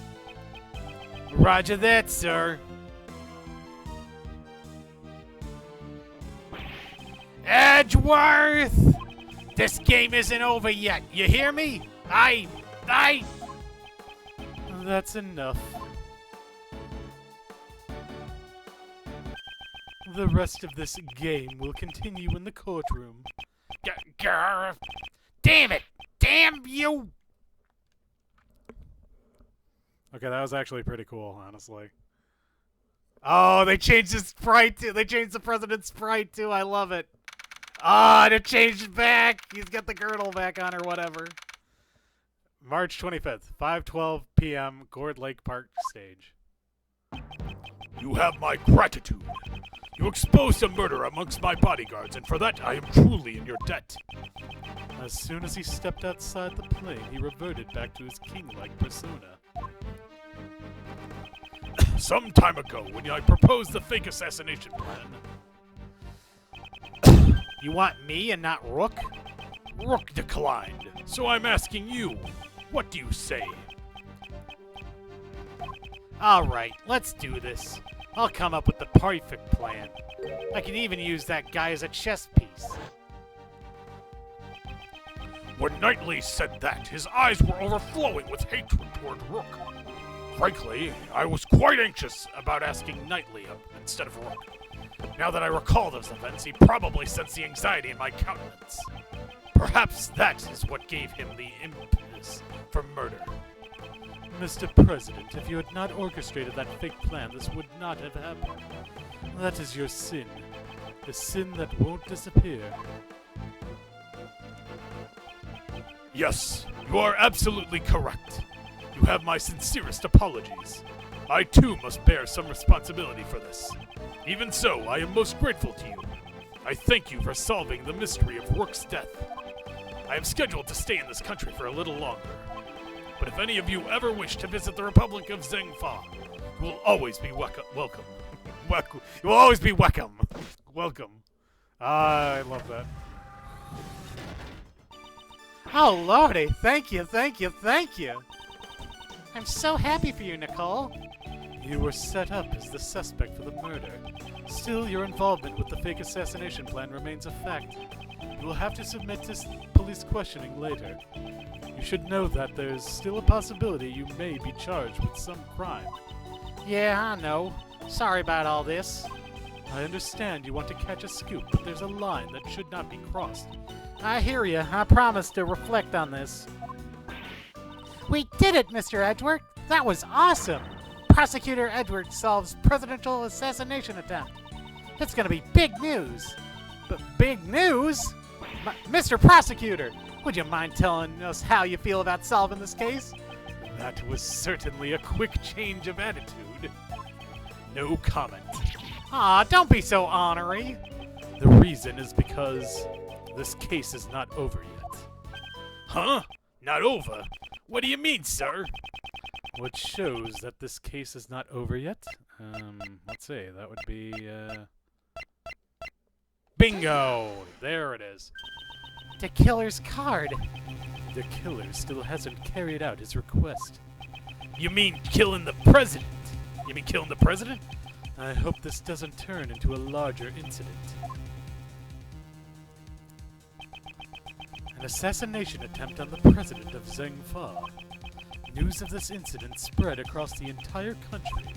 The mass media also hounded me as I began to prepare for the trial of Horace Knightley. Everyone had seen the news, and everyone was talking about it. However, amidst the commotion, nobody noticed that the game had only just begun.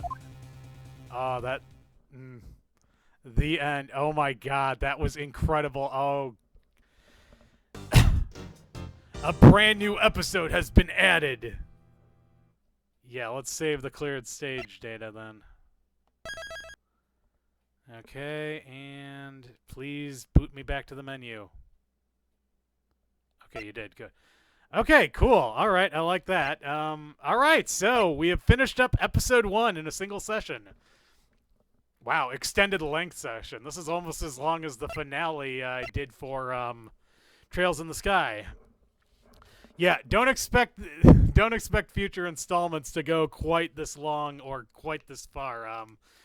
I'm planning on spending at least 2 sessions on the remaining 4 episodes. But either way, this has been Back the Log Off. I've been Professor Icepick, signing off. See you next time.